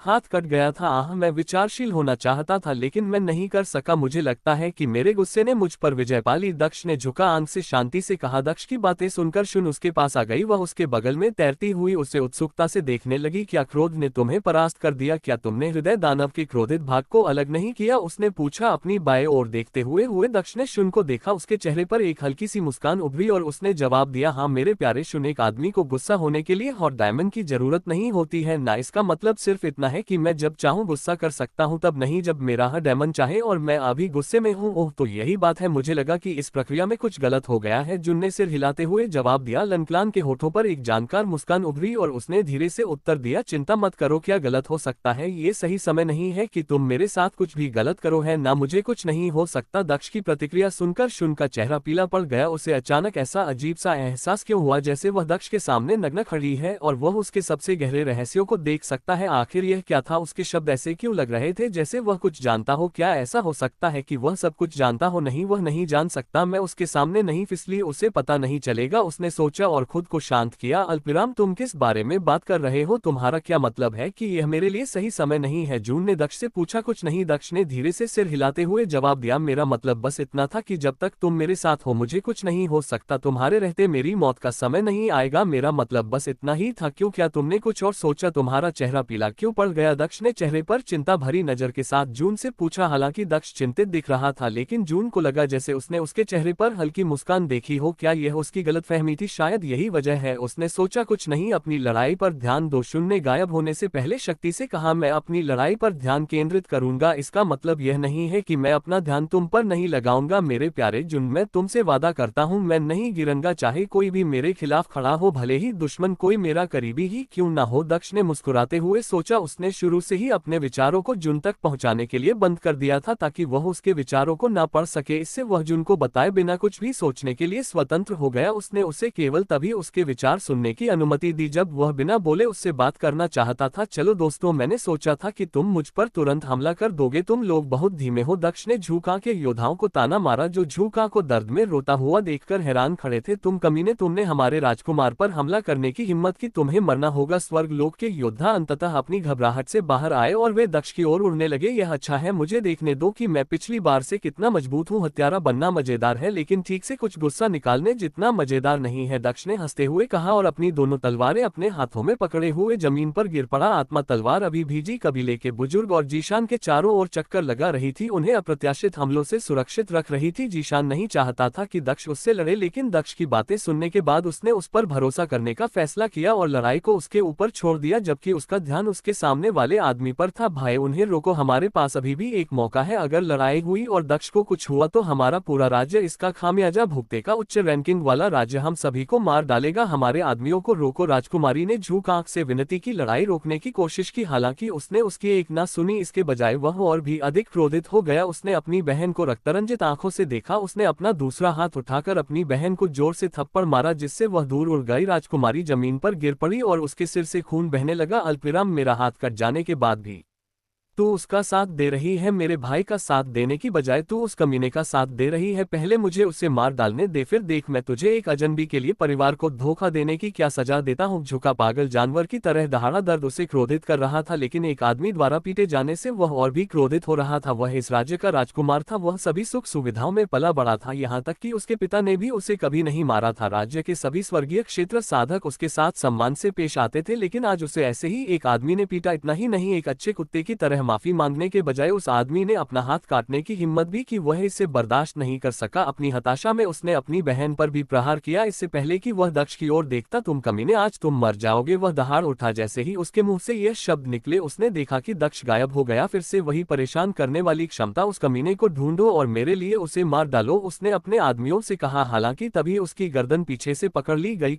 वह अपनी बात पूरी भी नहीं कर पाया था कि उसे हवा में उठाकर जमीन पर पटक दिया गया। मुझे मार दोगे क्या? तुम वास्तविकता से पहले उस सपने को देखने के लिए जीवित रह सकते हो? दक्ष ने राजकुमार से पूछा जब उसने उसे फिर से उठाया। तुम कमीने, झूकान गुस्से में बोला। हालांकि उसे फिर से जमीन पर पटक दिया गया। हम तुम्हें मार डालेंगे, स्वर्गीय क्षेत्र के साधकों ने गरजते हुए कहा जब उन्होंने देखा कि उनके राजकुमार के साथ ऐसा दुर्व्यवहार किया जा रहा है। अल्पविराम, दक्ष ने साधकों को देखते हुए कहा, मैं वही बात कहूंगा जो मैंने तुम्हारे राजकुमार से कही थी। भले ही तुम्हें लगता हो कि तुम मुझे मार सकते हो, लेकिन क्या तुम्हें लगता है कि मैं उसे मारने से पहले तुम ऐसा कर सकते हो? अगर तुम्हें लगता है तो मुझ पर हमला करो, अगर तुम्हें नहीं लगता तो पीछे रहो, तुम केवल उसकी मौत की प्रक्रिया को तेज करोगे। दक्ष ने झूका की गर्दन पर अपनी पकड़ मजबूत करते हुए लोगों को चेतावनी दी। जैसे ही स्वर्गलोक के सभी साधकों ने दक्ष की धमकी सुनी वे रुक गए। राजकुमार को मुक्त करो, हम वादा करते हैं कि हम तुम्हें नहीं मारेंगे, हम तुम्हें केवल राजा के पास ले जाएंगे, तुम अपने पापों के लिए माफी मांग सकते हो। तुम एक स्वर्गलोक साधक हो, यदि तुम राजकुमार कांत को चोट नहीं पहुंचाते हो तो तुम्हें महामहिम द्वारा क्षमा किया जा सकता है। दूसरी ओर यदि तुम राजकुमार कांत को चोट पहुंचाते हो तो तुम्हारी आत्मा भी नहीं बचेगी, तुम्हें बेरहमी से मार दिया जाएगा। हम महामहिम को रिहा करो, राजकुमार को छोड़ दो, नहीं तो तुम मर जाओगे। एक के बाद एक स्वर्गीय क्षेत्र साधकों ने दक्ष को चेतावनी दी। तो कमीने तुम कौन होते हो उसे जीवित रहने देने का फैसला करने वाले? उसे गिरफ्तार नहीं किया जाएगा, भले ही मैं मर जाऊं, मैं उसे अभी मरवाना चाहता हूं। राजकुमार ने डरते हुए कहा, मानो वह अपनी सारी तर्क शक्ति खो चुका हो। महाराज क्यों ना हम उसे आपके पैर चाटने के लिए कहे, यह उसके लिए सजा हो सकती है। जहां तक आपके हाथ की बात है, जब हम महल में वापस जाएंगे तो ये ठीक हो जाएगा। स्वर्ग क्षेत्र के योद्धा ने झूकान से कहा, उसे शांत करने की कोशिश करते हुए, कृपया पुनर्विचार करें, हम नहीं चाहते कि आपको कोई नुकसान पहुंचे। ठीक है, झूकान ने सहमति जताई, हालांकि वह गुस्से में था। तुम कमीने, तुम्हें तभी गिरफ्तार किया जाएगा जब तुम मेरे सामने झुकोगा और एक अच्छे कुत्ते की तरह मेरे पैर चाटोगा। अगर तुम ऐसा नहीं करोगे तो तुम्हें मार दिया जाएगा। अब सिर्फ तुम ही नहीं बल्कि तुम्हारा पूरा परिवार मारा जाएगा। राजकुमार द्वारा दक्ष के लिए रास्ता छोड़ने की बात सुनकर स्वर्गलोक के साधक मुस्कुराए। जब तक वे दक्ष को किसी मृत अंत तक नहीं धकेल देते, वे दक्ष से उसके जीवन के लिए कुछ भी करवा सकते थे, यही उनका विश्वास था। हाँ, ये तुम्हारे लिए एक अच्छा अवसर है, बूढ़े राक्षस, स्वर्ग ने तुम्हारे लिए जीने का रास्ता खोल दिया है। जल्दी करो, राजकुमार को छोड़ दो और उसके पैर चाटना शुरू करो और तुम जीवित रहोगे। अभी करो। हाँ, राजकुमार सही कह रहा है, ये तुम्हारा आखिरी मौका है, अगर तुम ऐसा नहीं करोगे तो तुम्हें मार दिया जाएगा। हम तुम्हारे पूरे परिवार को ढूंढ लेंगे और उन्हें भी मार देंगे। अल्पविराम स्वर्गीय क्षेत्र के साधकों ने भी गर्व से दक्ष पर हुक्म चलाना शुरू कर दिया। दक्ष ने आसमान में योद्धाओं को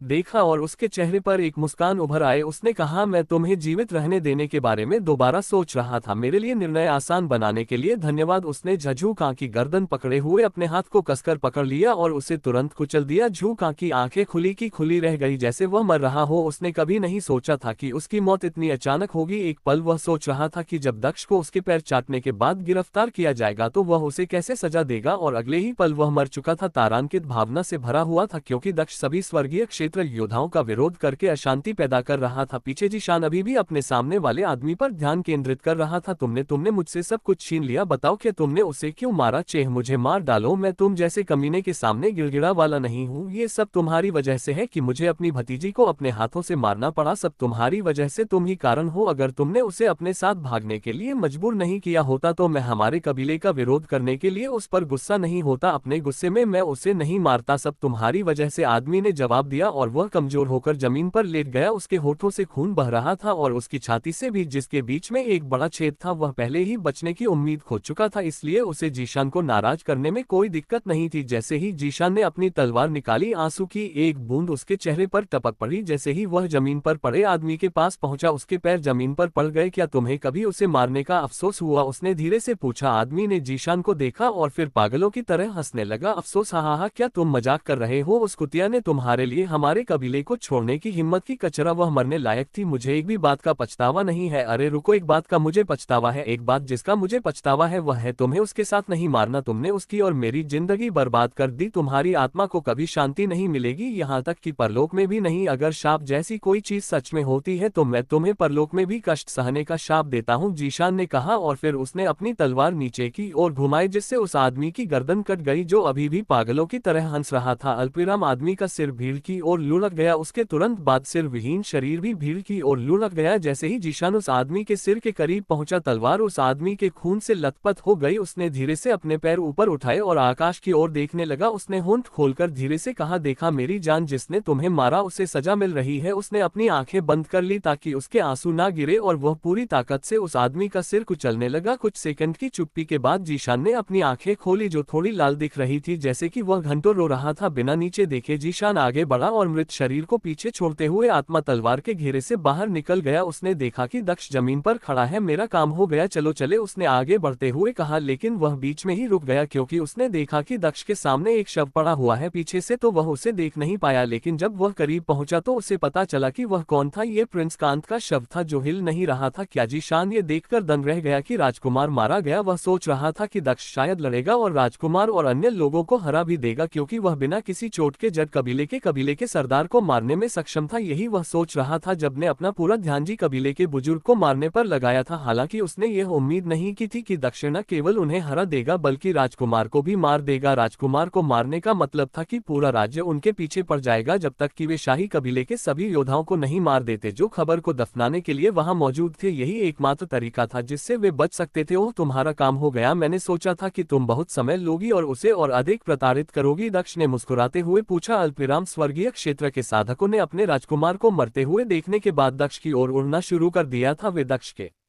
करीब पहुंच रहे थे लेकिन दक्ष राजकुमार से बात करने में व्यस्त लग रहा था जिससे वे और भी ज्यादा क्रोधित हो गए। अरे राक्षस, तुमने राजकुमार को मार डाला और हमें अनदेखा करने की हिम्मत की। आज तुम्हें देवता और शैतान भी नहीं बचा सकते। उनमें से एक ने धरते हुए अपने हाथ से अजीब इशारा किया। दक्ष के चारों ओर बड़ी बड़ी लपट जल उठी जिससे वह बीच में फंस गया। लपट 3 मीटर ऊंची थी और पागलों की तरह फैल रही थी जिससे दक्ष के चारों ओर एक जेल बन गई थी। दक्ष लापरवाही से आग की लपटों की दीवारों के बीच में खड़ा होकर उन्हें देख रहा था। उसे पूरा भरोसा था कि यह लपटें मार्शल स्किल्स से बनाई गई सामान्य लपट नहीं थी। चेहरे पर एक मनोरंजक मुस्कान के साथ उसने बुदबुदा, यहाँ आग का नियम दिलचस्प है। बहुत समय हो गया जब उसने कोई ऐसा व्यक्ति देखा था जो स्वाभाविक रूप से कानून सीखता हो। दुर्भाग्य से यह सिर्फ लपटें हैं और अंतरिक्ष के समान स्तर पर नहीं है। मैं अपने अंतरिक्ष अवरोध में खुद को ढककर आसानी से इन लपटों से गुजर सकता हूँ। हालांकि मुझे थोड़ी चोट लग सकती, बेहतर होगा कि मैं बस टेलीपोर्ट जाऊं। उसने सिर हिलाते हुए स्वीकार किया। मरना। आकाश से एक शक्तिशाली चीख आए। अपना सिर आकाश की ओर उठाकर दक्ष ने वहां 3 स्वर्ग लोक साधकों को खड़े देखा। निर्वाण का प्रहार। उनमें से एक ने अपनी तलवार से वार किया जिससे प्रकाश की एक मोटी और तेज चाप निकली जो सीधे दक्ष की ओर गई। अनंत अग्नि की वर्षा। एक अन्य व्यक्ति ने अपनी हथेली दक्ष की ओर उठाए। हवा से दर्जनों आग के गोले निकले और क्षुद्र ग्रहों की तरह दक्ष की ओर गिरने लगे। तीसरा व्यक्ति भी बेकार नहीं खड़ा रहा। उसने अपना हाथ आसमान की ओर उठाया। उसके हाथ के पास की हवा ठंडी होने लगी क्योंकि बर्फ जमने लगी थी। बर्फ जल्द ही बर्फ के भाले में बदल गई जो ऐसा लग रहा था मानो वह अस्तित्व में सबसे ठंडी बर्फ से बना हो। जमे हुए विध्वंस। उसने गरजते हुए बर्फ का भाला दक्ष की फेंका। आग की लपटों की दीवार ने जीशान को ये देखने से रोक दिया कि क्या हो रहा है। उसे बस इतना पता था कि दक्ष अंदर फंस गया था और स्वर्गलोक के साधक उस पर हमला कर रहे थे। वह बहुत चिंतित था लेकिन उसे नहीं पता था कि वह क्या कर सकता है। जो लोग दक्ष पर हमला कर रहे थे वे स्वर्ग क्षेत्र के साधक थे जबकि वह अभी भी पृथ्वी क्षेत्र में था। वह समय पर प्रतिक्रिया भी नहीं कर सका। इससे पहले कि स्वर्गीय क्षेत्र के साधकों ने दक्ष पर हमला कर दिया तभी उसे शाही सेना के अन्य योद्धाओं की हंसी सुनाई दी। उसने पीछे मुड़कर देखने की भी जहमत नहीं उठाई और अपना ध्यान ज्वाला की दीवार पर बनाए रखा इस उम्मीद में कि दक्ष उस अजीब अंतरिक्ष कौशल का उपयोग करके समय पर बाहर निकल जाएगा जो उसने पहले दिखाया था। हाँ, तीनों स्वर्गलोक के गुरुओं ने हमला किया है। भले ही वह स्वर्गलोक का शीर्ष साधक हो, वे हमलों की बच्चा के सामने जीवित नहीं बच पाएंगे। बच्चा मर जाएगा। हाँ, उसके बचने का कोई रास्ता नहीं है। उस बच्चे को अपने बारे में इतना सोचने के लिए किसने कहा? उसने तो महामहिम को मारने की भी हिम्मत की। कोई रास्ता नहीं था कि वह इस जगह से जिंदा निकल सके। हाँ, उसने महामहिम की हत्या करके अपने भाग्य में मृत्यु लिख ली। शाही सेना के निचले क्षेत्र के साधकों ने स्वर्ग क्षेत्र के साधकों को आक्रमण करते एक आपस में ठहाके लगाए। ये जबकि हर कोई ज्वाला की दीवार और हमलों पर अधिक ध्यान केंद्रित कर रहा था। केवल जीशान चारों ओर देख रहा था। वह दक्ष को खोजने की कोशिश कर रहा था क्योंकि उसका मानना था कि दक्ष स्थिर नहीं रहेगा और मर नहीं जाएगा, खासकर जब उसके पास लिपोर्ट करने के लिए आवश्यक कौशल था। दक्ष को देखते ही उसका चेहरा अचानक चमक उठा लेकिन दक्ष जिस स्थान पर था उसे देखकर वह दंग रह गया। दक्ष तीनों स्वर्गीय क्षेत्र साधकों के ऊपर उड़ रहा था और वह न केवल अपनी आत्मा तलवार की मदद से उड़ रहा था बल्कि वह इसके बिना भी उड़ रहा था। उसकी पीठ के पीछे सुंदर काले और सुनहरे पंख थे जो उसे उड़ने में मदद करते थे। तीनों हमले वहीं हुए जहां दक्ष पहले खड़ा था। पहला हमला तलवार का था जिससे जमीन पर एक गहरा गड्ढा बन गया जिससे हर जगह धूल और धुआं उड़ने लगा। दूसरा हमला दोष गेंदों का था जो हर जगह गिरे जिससे चारों ओर शक्तिशाली विस्फोट हुए। आग की लपटों की दीवार के अंदर हर जगह आग थी। तीसरा जो उतरा वह बर्फ का भाला था जो और भी रहस्यमय था। जैसे ही बर्फ का भाला आग के बीच में उतरा सब कुछ जम गया, यहाँ तक कि आग भी जम गई। अल्पविराम दक्ष स्वर्गीय क्षेत्र के साधकों के ऊपर से उड़ रहा था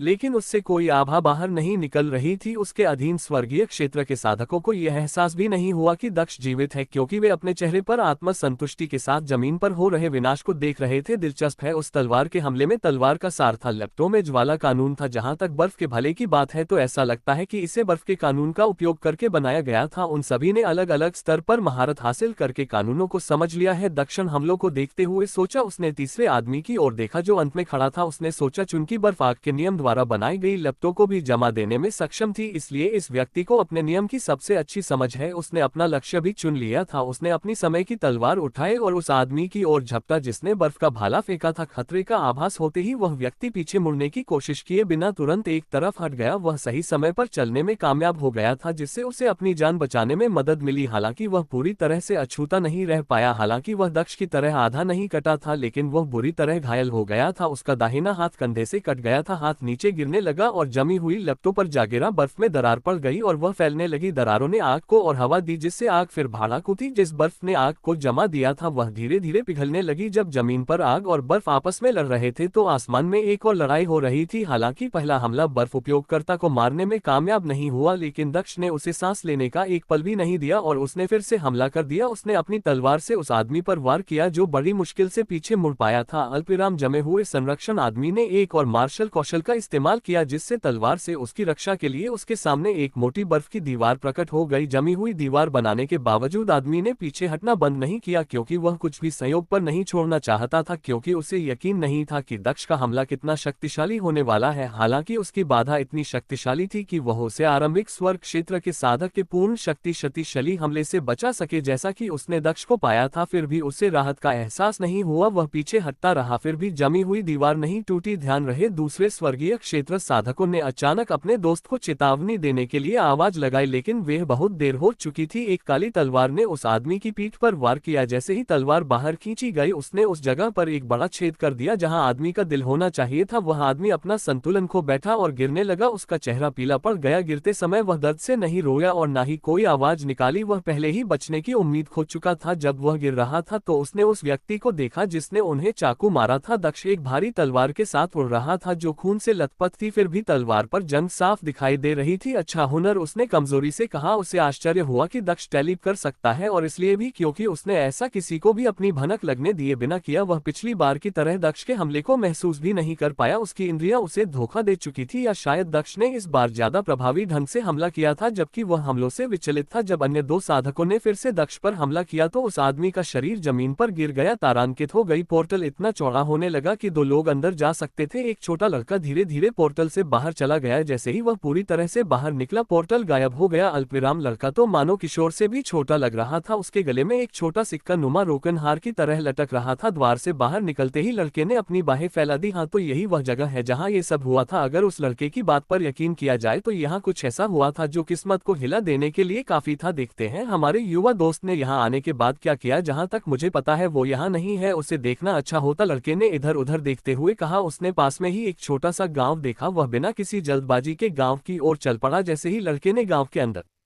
कदम रखा, उसके चेहरे पर एक हल्की मुस्कान आ गई। खून बहुत दिलचस्प है। वह धीरे से बुदबुदा आया और गांव में अंदर चला गया। वह जमीन पर खून देख सकता था, लेकिन आसपास कोई शव नहीं था। शवों को साफ किए हुए काफी समय हो गया था। मुझे लगता है कि यह काम शहर के लोगों ने किया होगा, उसने खुद से कहा, क्योंकि उसे गांव के घरों के अंदर नश्वर लोगों की मौजूदगी का एहसास हो रहा था। वह खून के निशान का पीछा करते हुए और भी आगे चला गया। हम यहाँ एक ही व्यक्ति ने दुश्मनों को मार डाला। ऐसा लगता है कि यह एक तरफा नरसंहार था, भले ही ये दक्षी क्यों ना हो। इस तरह के संकेत होने के लिए दुश्मनों का वास्तव में मजबूत होना जरूरी नहीं है। उसने खून की बूंदों और उनके पैटर्न को देखते हुए कहा। वह अपनी दिव्य इंद्रिय का उपयोग करके वह भी देख सकता था जो आंखें नहीं देख सकती थी, जिससे उसे अतीत को तदनुसार देखने में मदद मिली। चलते चलते वह जल्दी ही गांव के दूसरे छोर पर पहुंच गया। वह उस जगह पर रुका जहां दक्ष और जूलियन का आमना सामना हुआ था। आसपास अभी भी बड़े पैमाने पर विनाश के निशान मौजूद थे। जो घर नष्ट हो गए थे उनकी मरम्मत अभी तक नहीं हुई थी। जमीन में गड्ढे और दरारें भी थी। यहाँ क्या है दिलचस्प, बहुत दिलचस्प। मुझे ऐसा क्यों लगता है कि इसका रहस्यमय दुनिया से कुछ लेना देना है। क्या मुझे अतीत और भविष्य को देखने के लिए अपनी शक्तियों का उपयोग करने की जरूरत है? वैसे भी मेरा जीवन काल ज्यादा नहीं बचा है। क्या यह इसके लायक है? लड़के ने बड़बड़ाया। दुश्मन इतना शक्तिशाली था कि वह दक्ष से भी ज्यादा शक्तिशाली नहीं था, लेकिन मुझे उस आदमी का खून नहीं दिख रहा है। वह लड़ाई कैसे खत्म हुई? मुझे लगता है कि मैं अपनी जिज्ञासा को संतुष्ट करने के लिए ऐसा करूंगा। उसने अपना हाथ बाहर की ओर फैलाते हुए कहा। ऊर्जा की एक छोटी सी लहर उसके शरीर से निकलकर बाहर की ओर फैल गई। ऐसा लगा जैसे वह ऊर्जा तरंग जहां से गुजरी वहां समय रुक गया हो। अल्पविराम ऊर्जा की एक छोटी सी लहर युवक के शरीर से निकलकर हर दिशा में फैल गई। वह लहर जहां से भी गुजरी समय वहीं रुक गया। जल्द ही पूरा शहर इसकी चपेट में आ गया। ऐसा लगा जैसे सबके लिए समय रुक गया हो। जो लोग चल रहे थे उनका एक पैर अभी भी हवा में था, जो लोग पानी पी रहे थे वे भी समय में फंस गए थे। पूरे गांव का समय रोककर लड़के ने एक बार ताली बजाई। गांव के ऊपर का आसमान लाल हो गया। आसमान से लाल रंग की बारिश गिरने लगी जिससे पूरा शहर भर गया। कुछ सेकंड के बाद गांव के ज्यादातर हिस्सों से धुंध गायब हो गई, सिवाय कुछ जगहों के जहां धुंध ने इंसानों का रूप लेना शुरू कर दिया था। धुंध ने गांव पर हमला करने वाले डाकुओं का रूप ले लिया। इसमें दक्ष और ओरियन भी शामिल थे, यहाँ तक कि जूलियन भी बन गया था। पहले घटित हुई घटनाएं धुंध से बने प्राणियों द्वारा पुनः दोहराई जा रही थी। लड़के ने दक्ष को डाकुओं को मारते हुए देखा। उसने एक डाकू को जूलियन की मां को मारते हुए भी देखा। अब तक तो उसे सब कुछ सामान्य लग रहा था, लेकिन जैसे जैसे चीजें आगे बढ़ी उसकी परेशानी बढ़ती गई। शुंड और दक्ष के बीच की लड़ाई देखना उसके लिए वाकई दिलचस्प था। उन्हें जो चीज सबसे खास लगी वह थी जूलियन की शक्ति, जो दक्ष को भी हराने में सक्षम थी। जूलियन के बेहोश होने के दृश्य के बाद नाटक समाप्त हो गया और अधिकांश लोग गायब हो गए। दिलचस्प, बहुत ही दिलचस्प। बच्चा कोई सामान्य इंसान नहीं है। उसने युद्ध की जो शक्ति दिखाई वह एक इंसान में होने वाली शक्तियों से कहीं ज्यादा है। क्या ये हो सकता है कि कोई प्राचीन राक्षस मुक्त हो गया हो? ऐसा नहीं लगता कि उसे अपनी शक्तियों के बारे में पहले से पता था। जब उसने इसका इस्तेमाल किया तब भी वह अपने होश में नहीं था। आखिर वह बच्चा कौन है? वह यहाँ कैसे आया? लड़के ने भूख सुलग, हम उसे कैसे नहीं जानते? ऐसा लगता है कि नियति भी उसे नहीं देख पाए। वह कहीं से भी प्रकट हो गया और उसने पटकथा को तोड़ दिया। मुझे उसे ढूंढना है, देखते हैं कि उसकी यादें मुझे उसकी पहचान के बारे में क्या बता सकती है, उसने मुस्कुराते हुए कहा। अल्पविराम उसके पैर जमीन पर थिरकने लगे। उसके सामने एक अंतरिक्ष द्वार खुला। वह धीरे धीरे द्वार की ओर बढ़ा और अंदर प्रवेश कर गया। जैसे ही वह अंदर गया पोर्टल बंद हो गया और गायब हो गया। आसमान जो लाल हो गया था अपने मूल रंग में लौट आया। धुंध पूरी तरह से गायब हो गई और समय सामान्य रूप से बहने लगा। छोटा सा गांव सामान्य स्थिति में लौट आया। दुनिया के एक अलग हिस्से में भी ऐसा ही एक द्वार खुला। वही लड़का उस द्वार से बाहर निकला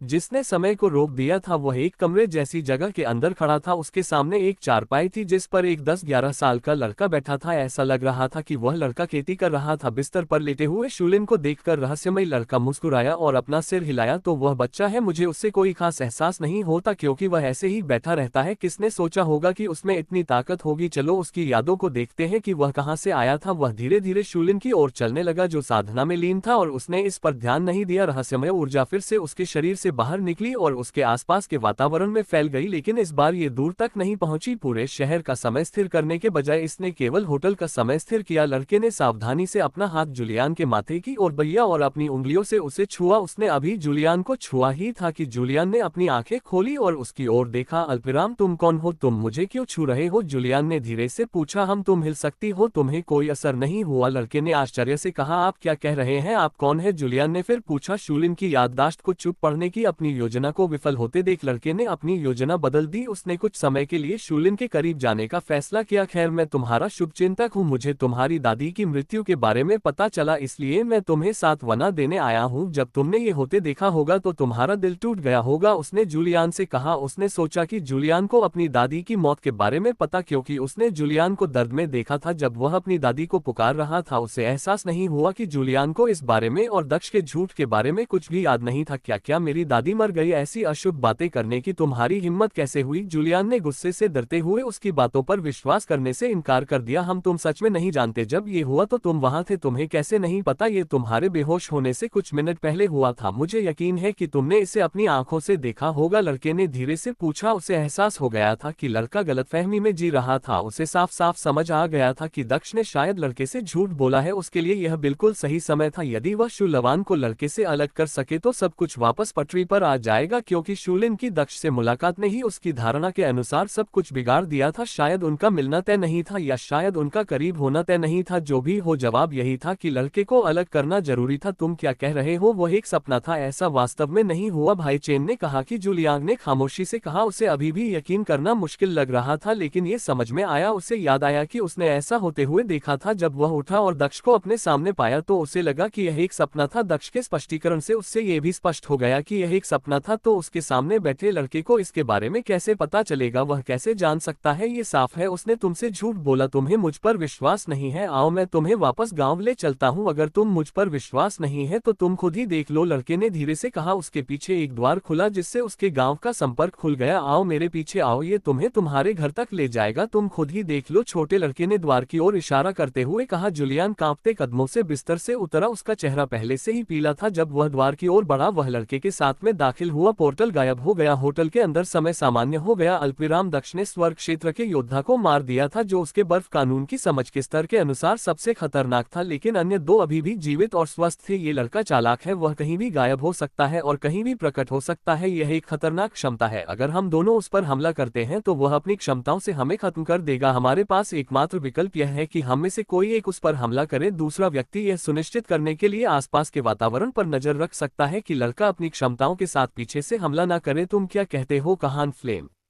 लॉ कल्टीवेटर ने अपने साथी से कहा, मैं तलवार का प्रयोग करता हूं, मैं नजदीकी हमलों में बेहतर हूं, तुम अपनी लपटों से मेरी पीठ पर नजर रख सकते हो। मंगलू तलवार कानून का प्रयोग करने वाले को हान ने कहा और फिर प्रतिक्रिया की प्रतीक्षा किए बिना दक्ष की ओर उड़ना शुरू कर दिया। हाँ, यह आदमी बिल्कुल भी चर्चा नहीं करता, जो भी हो मेरी भी यही योजना थी, मैं दूर से बेहतर सहायता प्रदान कर सकता हूँ। मिंगल ने मुस्कुराते हुए कहा, बिना एक पल भी गनवान दुश्मन पर हमला करने के लिए खुद को तैयार कर लिया। उसके पास के दर्जनों गोले प्रकट हुए जो उसके चारों ओर चक्कर लगाने लगे जैसे कि वह मूल था और वे ग्रह थे, लेकिन उसने दक्ष पर हमला नहीं किया। कहान अपनी तीव्र गति का उपयोग करते हुए दक्ष के पास पहुंचा और अपनी तलवार से उस पर वार किया। तलवार जो तलवार की आभा से ढकी हुई थी दक्ष की ओर टूटकर गिरी। दक्ष अभी भी अपनी समय की तलवार का उपयोग कर रहा था जिसका उपयोग उसने कुहू के हमले को रोकने के लिए किया था। हाँ, तुम्हें लगता है कि वह बेवकूफ तलवार मेरी तलवार को रोक सकती है? मेरी तलवार एक स्वर्ग स्तर की कलाकृति है, पूरे राज्य में महामहिम के बाद में ही एकमात्र व्यक्ति हूँ जिसके पास ऐसी तलवार है। कुन हंसा जब उसने दक्ष को जंग लगी तलवार से उसके हमले को रोकने के निरर्थक प्रयास को देखा। दोनों तलवारें आपस में टकराए लेकिन उस आदमी के चेहरे पर मुस्कान तुरंत गायब हो गई। उसे लगा जैसे उसकी तलवार किसी भारी पहाड़ से टकरा गई हो। जैसे ही दोनों हथियार आपस में टकराए उसके हाथ कांपने लगे और वह पीछे की ओर ऐसे उछला जैसे किसी दैत्य ने उसे एक तरफ फेंक दिया हो। समय की तलवार की मुख्य विशेषता ये थी कि इसकी ताकत बहुत ज्यादा थी, यह सबसे शक्तिशाली हथियार की तरह था। भले ही यह क्यूई का उपयोग नहीं कर सकता था या क्यूई से संबंधित हमलों में मदद नहीं कर सकता था, लेकिन यह निश्चित रूप से एक अलग तरीके से कुछ कर सकता था। यह अपने आप में एक शक्ति स्रोत था। अल्पविराम तलवार का इस्तेमाल करते हुए दक्ष को लगा कि यह बहुत शक्तिशाली है। उसके अनुसार अगर कोई बच्चा तलवार से जमीन पर वार करे तो वह बच्चा भी जमीन पर गड्ढा बना सकता है। यही इस तलवार की ताकत थी। इस बार भी वही हुआ। हालांकि हमला स्वर्गीय हथियार से हुआ था जो तलवार कानून की आभा से घिरा हुआ था, फिर भी ये तलवार को नष्ट करने के लिए पर्याप्त नहीं था। इसके विपरीत तलवार की ताकत ने आदमी को पीछे धकेल दिया। तुम कहाँ जा रहे हो? दक्ष ने पूछा जब वह कोहुन की ओर उड़ने लगा जो पीछे की ओर उछल गया था। आप मुझे भूल गए? कोहुन को मुसीबत में पाकर मिंगलू ने वही करने का निर्णय लिया जो उसे सौंपा गया था, दूर से सहायता प्रदान करना। उसके चारों ओर चक्कर लगा रहे ज्वाला के दर्जनों गोले दक्ष की ओर उड़ने लगे। कष्टप्रद आदमी, दक्ष ने बड़बड़ा हुए कहा और फ्लेम स्फीयर्स के उसे छूने से पहले ही वह गायब हो गया। अब प्रस्ताव उलट गया है ना? मिंगलू ने पीछे देखते हुए कहा। उसे लगा कि दक्ष उसके पीछे दिखाई देगा और वह मुख्य प्रतिद्वंदी बन जाएगा जबकि कोहान बैकअप प्रदान करेगा। उसे अपने पीछे से खतरे का एहसास भी हुआ जिससे उसे यकीन हो गया कि दक्ष उस पर हमला कर रहा है। उसकी रक्षा के लिए उसके पीछे आग की एक दीवार दिखाई दी। वह पीछे मुड़ा लेकिन दूर से एक चीख सुनकर दंग रह गया। ये चीख कोहुन की चीख जैसी लग रही थी। मंगलू को एहसास हुआ कि उसने गलती की है। दक्ष उस पर हमला करने वाला नहीं था बल्कि यह एक उड़ती हुई तलवार थी जिसका इस्तेमाल दक्ष ने उसे यह सोचने के लिए किया कि दक्ष उस पर निशाना साध रहा है। असली दक्ष ने पहले ही कहान की छाती में अपनी तलवार घुसा दी थी जबकि मंगलू का ध्यान भटक रहा था। कहान की छाती से तलवार निकालकर दक्ष ने नीचे की ओर लात मारी। उसकी लात कहान की छाती पर लगी जिससे वह नीचे गिर गया। अल्पविराम जैसे ही कहान जमीन पर गिरा एक गहरा गड्ढा बन गया जिसके अंदर वह बिना हिले धुले पड़ा रहा। दक्ष कहान के शरीर के पास उतरा। उसकी आंखों में अभी भी रोशनी थी लेकिन उसकी हालत ठीक नहीं थी। वह खून खांस रहा था और उसका शरीर हिलने से मना कर रहा था। मिंगलू अभी भी आत्मा तलवार के खिलाफ लड़ाई में विचलित था जो उस पर लगातार हमला कर रही थी। आखिर वह आदमी कौन है? उसकी तलवार एक स्वर्गीय क्षेत्र के बुजुर्ग को बिना नष्ट हुए व्यस्त रख सकती है और वह दूसरे बुजुर्ग को मार भी सकता है। क्या वह इंसान भी है? वह हमारे राज्य के सभी स्वर्गीय क्षेत्र के साधकों से अधिक शक्तिशाली कैसे हो सकता है? शाही सेना के योद्धा जो युद्ध की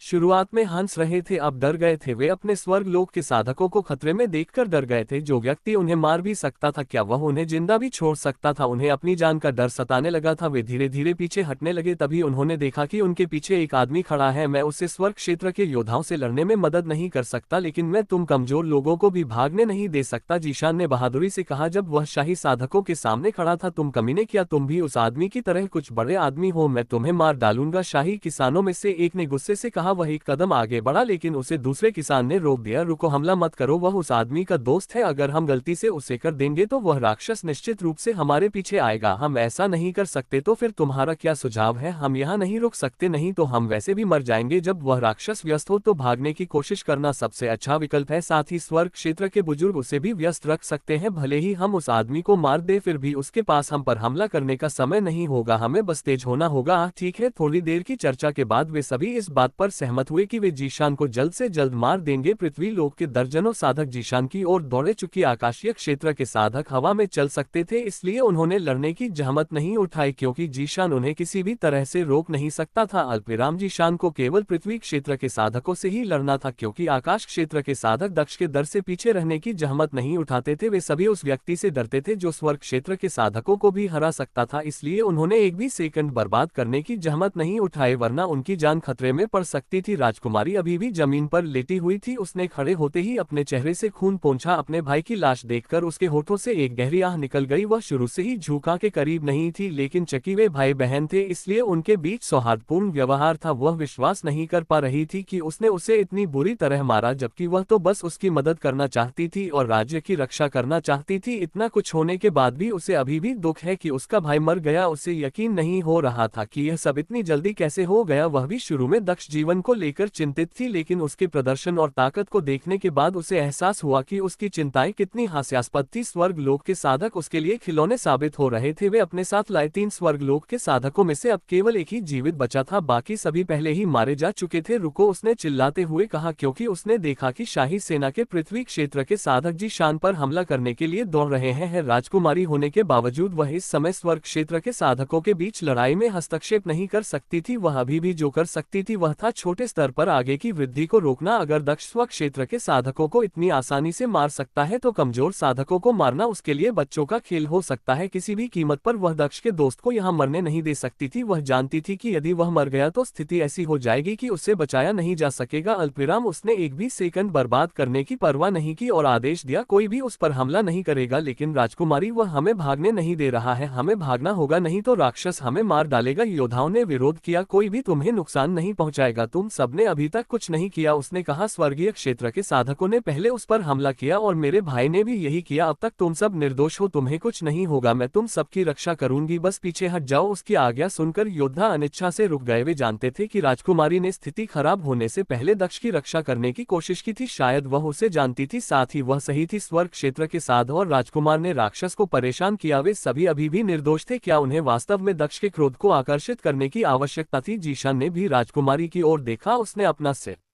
हिलाया। वह सिर्फ उन्हें यहाँ रखना चाहता था ताकि दक्ष तय कर सके कि उनके साथ क्या करना है। वह ये भी नहीं चाहता था कि बाहर किसी को इस लड़ाई के बारे में पता चले। दुर्भाग्य से लोगों की संख्या बहुत ज्यादा थी और वह स्काई रियल कल्टीवेटर्स को रोकने में सक्षम नहीं था। राजकुमारी की मदद सचमुच अच्छी थी। तुम सब भी रुक जाओ, यहाँ किसी को परेशान करने की कोई जरूरत नहीं है। रुको और मेरे पीछे फिर से इकट्ठा हो जाओ। राजकुमारी ने आकाश क्षेत्र के साधकों से कहा, जो जीशान से आगे निकलने में कामयाब हो गए थे। अगर तुमने मेरी बात नहीं मानी तो तुम शाही परिवार के गद्दार होगे, क्योंकि मैं कमान संभाल रही हूँ। मेरे भाई के बाद मेरे पास सबसे अधिक अधिकार है। उसने फिर से पुकारा, क्योंकि उसने देखा कि वे रुक नहीं रहे थे। ऐसा लग रहा था कि उसकी आखिरी धमकी काम कर गई थी, क्योंकि लोग रुक गए थे। आकाशीय क्षेत्र के साधक पीछे मुड़े और राजकुमारी को देखने लगे। राजकुमारी, यह हमारे जाने का सही समय है, क्या हमें सचमुच ही रुक जाना चाहिए? आकाशीय क्षेत्र के एक साधक ने कहा, स्वर्गीय क्षेत्र के बुजुर्ग उसे व्यस्त रख रहे हैं, हम मदद ला सकते हैं। आपको भी हमारे साथ आना चाहिए। नहीं, तुम सब अभी वापस आ जाओ, मैं खुद उससे बात करूंगी। तुम में से किसी किसी को भी चोट नहीं लगेगी, अगर तुम चले गए और मदद लेकर आए तो पूरा राज्य नष्ट हो सकता है। राजकुमारी ने सख्ती से कहा, अगर मेरे भाई ने मेरी बात मान ली होती तो ऐसा कुछ नहीं होता, कृपया वही गलती मत दोहराना। आकाशीय क्षेत्र के साधकों ने एक दूसरे की ओर देखा और फिर सिर हिलाया। वे सब वापस चले गए और राजकुमारी के पीछे खड़े हो गए। पृथ्वी लोक के साधकों ने भी ऐसा ही किया, वे भी राजकुमारी के पीछे एकत्र हो गए। जीशान दूसरी तरफ खड़े होकर उन पर नजर रख रहे थे। राजकुमारी, यदि आप मदद कर सकती है तो क्या आपको स्वर्गलोक के बुजुर्ग की मदद नहीं करनी चाहिए? अब उनसे केवल एक ही बचा है, एक व्यक्ति ने राजकुमारी से कहा। गहरी सांस लेते हुए राजकुमारी ने उत्तर दिया, उनके लिए बहुत देर हो चुकी है, उन्होंने पहले ही जीवन या मृत्यु की लड़ाई शुरू कर दी है। तुम लोग अलग हो, तुमने उसके खिलाफ कुछ नहीं किया। मैं उस तर्क पर आपकी रक्षा कर सकती हूँ, लेकिन मैं दो स्वर्ग क्षेत्र के साधकों की लड़ाई को नहीं रोक सकती जिन्होंने एक दूसरे पर हमला किया। एकमात्र जीवित स्वर्ग क्षेत्र साधक वह था जिसने ज्वाला के नियमों का उपयोग किया था, जो आत्मा तलवार के खिलाफ लड़ रहा था, जो पहले की लड़ाई में पहले से ही आधा नष्ट हो चुका था। यद्यपि आत्मा तलवार ठीक नहीं हुई थी, फिर भी उसने स्वर्गीय क्षेत्र साधक को व्यस्त रखने में पूरी तरह से काम किया। तुम कमीने, तुम्हारे पास आत्मा तलवार कैसे है जो इस हालत में भी उपयोग करने योग्य है? मिंगलू ने शाप दिया, इसके लिए माफी चाहता हूँ, मैंने आपको व्यस्त रखने के लिए बस उस छोटी सी तलवार का इस्तेमाल किया। अब जब मुझे परेशान करने वाला कोई नहीं है तो मैं आपके पास वापस आ सकता हूँ, दक्ष ने बड़बड़ा हुए कहा। उसने समय की तलवार को अपने भंडारण रिंग में वापस भेज दिया और राजा की तलवार को बाहर निकाल लिया। दक्ष की तलवार देखकर राजकुमारी बुदबुदा आए, अब जब मैं इसके बारे में सोचती हूँ तो वह तलवार जानी पहचानी लगती है, मैं उस तरह को जानता हूँ, ये सेंट किल की तलवार है, ये तुम्हारे पास क्यों है? मंगलू ने तलवार को पहचानते ही पीला चेहरा दिखाते हुए कहा, ओह, आप भी यही कहते हैं? दक्ष ने चेहरे पर जिज्ञासा भरी नजर से पूछा। उसने मन ही मन सोचा, मुझे लगता है कि यह सच था, इस महाद्वीप का इतिहास मेरे इतिहास से बहुत अलग है, ये दूसरा राज्य है जहाँ किसी ने संत राजा को संत हत्यारा कहा है। तुम कौन हो? तुम्हारे पास वह शापित तलवार कैसे है? अगर तुम किसी उच्च श्रेणी के राज्य के राजकुमार भी होते तो भी तुम्हें वह तलवार रखने की अनुमति नहीं होती, तुम्हारे पास वह तलवार क्यों है? मिंगलू ने फिर पूछा, मैं इससे क्यों नहीं ले सकता? जो तलवार पाता है वही इसे रख सकता है ना, मेरे राज्य का इससे क्या लेना देना है? साथ ही मेरा राज्य जो भी अनुमति देता है उससे तुम्हें कोई सरोकार नहीं है, क्योंकि तुम अधिक समय तक जीवित नहीं रहोगे। अल्पविराम प्रकाश और स्वप्नों का महाद्वीप वह स्थान था जहां दक्ष एक ऐसे व्यक्ति के खिलाफ लड़ाई लड़ रहा था जिसे उसके महाद्वीप में ताकत के शिखर पर माना जा सकता था। महाद्वीप के एक अलग हिस्से में एक मध्यम आयु का व्यक्ति अपने सिंहासन पर बैठा था, उन्हें प्रकाश महाद्वीप का सच्चा शासक माना जाता था। वह इस राज्य का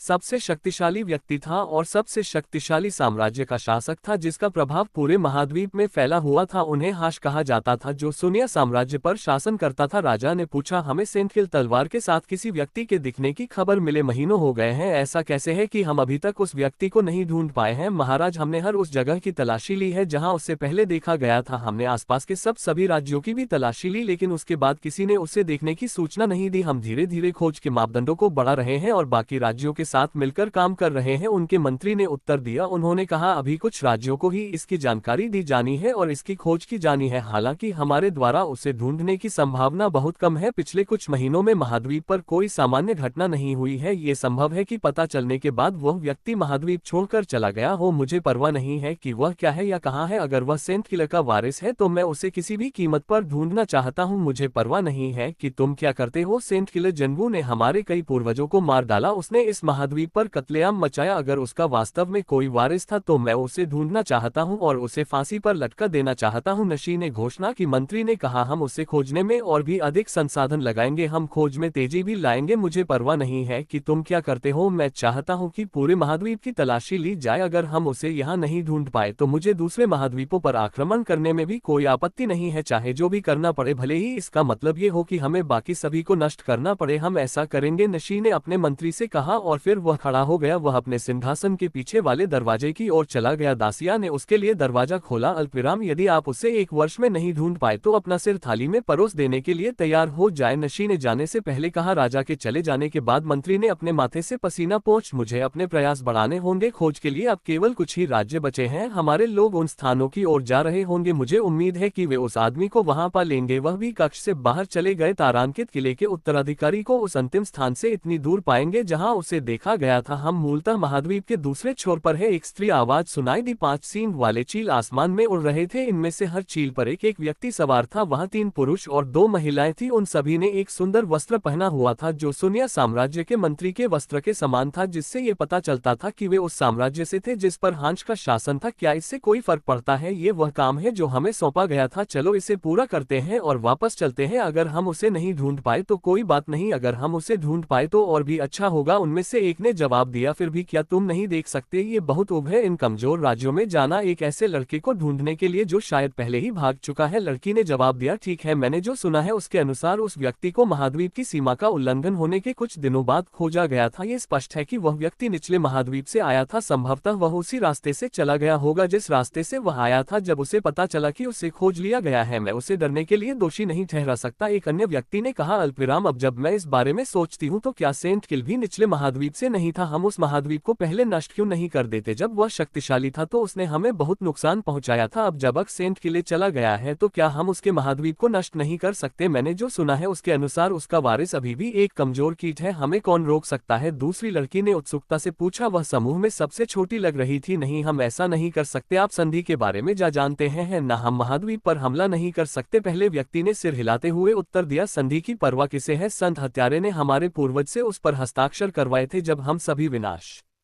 के बाद दबाव में थे। अब जब वह मर चुका है तो संधि की परवाह किसे है? चलो अपना बदला लेते हैं। लड़की ने जवाब दिया, ये तो महामहिम को तय करना है। मैं उस आदमी की जमीन को नष्ट करके लिए पूरी तरह तैयार हूँ जिसने हमारी जमीन पर यह सारे अत्याचार किए हैं, लेकिन जब तक महामहिम हमें इसकी अनुमति नहीं देते हम कुछ नहीं कर सकते। अभी के लिए हम सिर्फ सेंट किल के वारिस को खोजने पर ध्यान केंद्रित कर सकते हैं। यही हमारे लिए मुक्ति का एक रूप होगा। जिस राज्य की ओर वे उड़ रहे थे वह वही राज्य था जहाँ दक्ष वर्तमान में मंगलू के खिलाफ लड़ रहा था। ऐसा लग रहा था कि उनके और राज्य के बीच केवल 20 मिनट की दूरी है। तारक महत्काउलतः लड़का उसके सामने खड़ा था। उसने आह भरते हुए कहा, हाँ, दुर्भाग्य से वह मारी गई। मुझे सच में खेद है। मुझे लगता है कि जिस आदमी ने तुमसे सच के बारे में झूठ बोला वह अपराधियों में से एक होना चाहिए। वह जानता था कि तुम मजबूत हो, इसलिए उसने तुम्हारा इस्तेमाल करने का फैसला किया। मुझे सच में आश्चर्य है कि इतने क्रूर लोग कैसे हो सकते हैं। उसने मेरा इस्तेमाल किया। उसने मेरी दादी की मौत का कारण बना। उसकी सारी देखभाल और उसका हर शब्द झूठ था। जूलियांग ने धीरे से कहा, जब उसने तुमसे जो पहली बात कही वह झूठ थी तो तुम ऐसे व्यक्ति से और क्या उम्मीद कर सकते हो? मैं उसके विपरीत हूँ, जैसा कि तुम देख सकते हो। मैंने सच से शुरुआत की, वैसे भी तुम मुझे भूल या कह सकते हो। लड़के ने मुस्कुराते हुए कहा, क्या तुम उससे बदला लेना चाहते हो? उसने पूछा। उनके अनुसार सब कुछ पटरी पर लाने का सबसे अच्छा तरीका दक्ष को जूलियान के खिलाफ खड़ा करना था, क्योंकि तब साथ रहना ही वह चीज थी जो चीजों को इतना अस्थिर बना देती थी। अल्पविराम, वह आदमी शायद डाकुओं के साथ काम कर रहा था। वह तुम्हें उसकी दादी से अलग करना चाहता था ताकि वह तुम्हारा इस्तेमाल कर सके और इसीलिए उसने उसे मार डाला। क्या तुम सच में उस आदमी का सम्मान करती हो? बलिया ने जूलियान से कहा, सारा दोष दक्ष पर डालने की कोशिश करते हुए। ये सब जूलियान द्वारा दक्ष पर हमला करवाने के इरादे से किया जा रहा था। उसने मेरी दादी को मरवा दिया। उसने उसे मरवा दिया। जूलियान ने आह भरते हुए पूछा। उसकी आंखों से आंसू गिरते रहे। वह दर्द से कराह रहा था क्योंकि दक्ष के साथ बिताए पल उसकी आंखों के सामने घूम रहे थे। क्या ये सब झूठ था? ये सब उसे बेबनाने की चाल थी? और अगर ऐसा था तो वह क्या करने जा रहा था? क्या वह दक्ष के खिलाफ युद्ध करने के लिए तैयार था या वह कुछ भी नहीं करने जा रहा था? जूलियान के दिमाग में कई सवाल घूम रहे थे। उसने दादी को मरवा दिया, मैं उसे मार डालूंगा, मैं उस आदमी को मार डालूंगा। जूलियान ने बड़बड़ा हुए कहा जैसे उसके दिल में गुस्से की ज्वाला भाड़ उठी हो। अच्छा, जिन लोगों ने आपका सब कुछ छीन लिया उनके खिलाफ लड़ना अच्छी बात है। वूलिया ने कहा, उसे हमेशा अपरंपर चीजें करने में मजा आता था। वह भी एक कारण था कि दक्ष के परिवार पर हमला किया गया, क्योंकि उसने प्रमुख संप्रदायों के बुजुर्गों को सूचित किया था कि दक्ष ने उनके प्रमुख शिष्य और बुजुर्गों को मार डाला था। वह दक्ष को निराशा में देखना चाहता था ताकि वह अपनी पूरी ताकत देख सके और अब उसके पास एक और मौका था। वह फिर से ऐसा कुछ कर सकता था, लेकिन इस बार यह उस आदमी की मदद करने के बहाने था जिसने उसे गड़बड़ी का कारण जानने के लिए यहाँ भेजा था। उसने तुमसे तुम्हारा सबसे कीमती इंसान छीन लिया, क्या तुम भी वैसा ही करोगे? उसने दक्ष से पूछा। उसके सबसे कीमती व्यक्ति को ले लो, जूमिंग ने बड़बड़ा हुए कहा। मिंगलैन का चेहरा उसकी आंखों के सामने घूम गया। वह दक्ष की पत्नी थी जो होटल में वापस आ गई थी। उसे नहीं पता था कि दक्ष ने अपने परिवार के बाकी सदस्यों को कहाँ रखा है। एक समय में केवल एक महिला बाहर रहती थी। यह मिंगलैन का समय था। उसे यकीन था कि मिंगलैन दक्ष के लिए अनमोल थी। हाँ, उससे सबसे कीमती इंसान छीन लो जैसे उसने तुमसे छीना था। क्यों ना तुम उसे भी वैसा ही दर्द महसूस कराओ ताकि वह समझ सके कि तुमने क्या सहा है। उस इंसान को मार दो जिसकी उसे परवाह है, उसे अपने हाथों से मार डालो। अपनी दादी का बदला लो। बलिया बार बार यही दोहराता रहा और उसने जूलियन के करीब आकर उससे अपना काम करवाने को कहा। अल्पविराम उसके चेहरे पर चिंता के भाव थे, लेकिन अंदर ही अंदर वह जोर से हंसना चाहता था क्योंकि उसके पास इतना शानदार अवसर था। क्या तुम नहीं चाहते कि उसकी आत्मा को शांति मिले? क्या तुम नहीं चाहते कि वह स्वर्ग में खुश रहे? या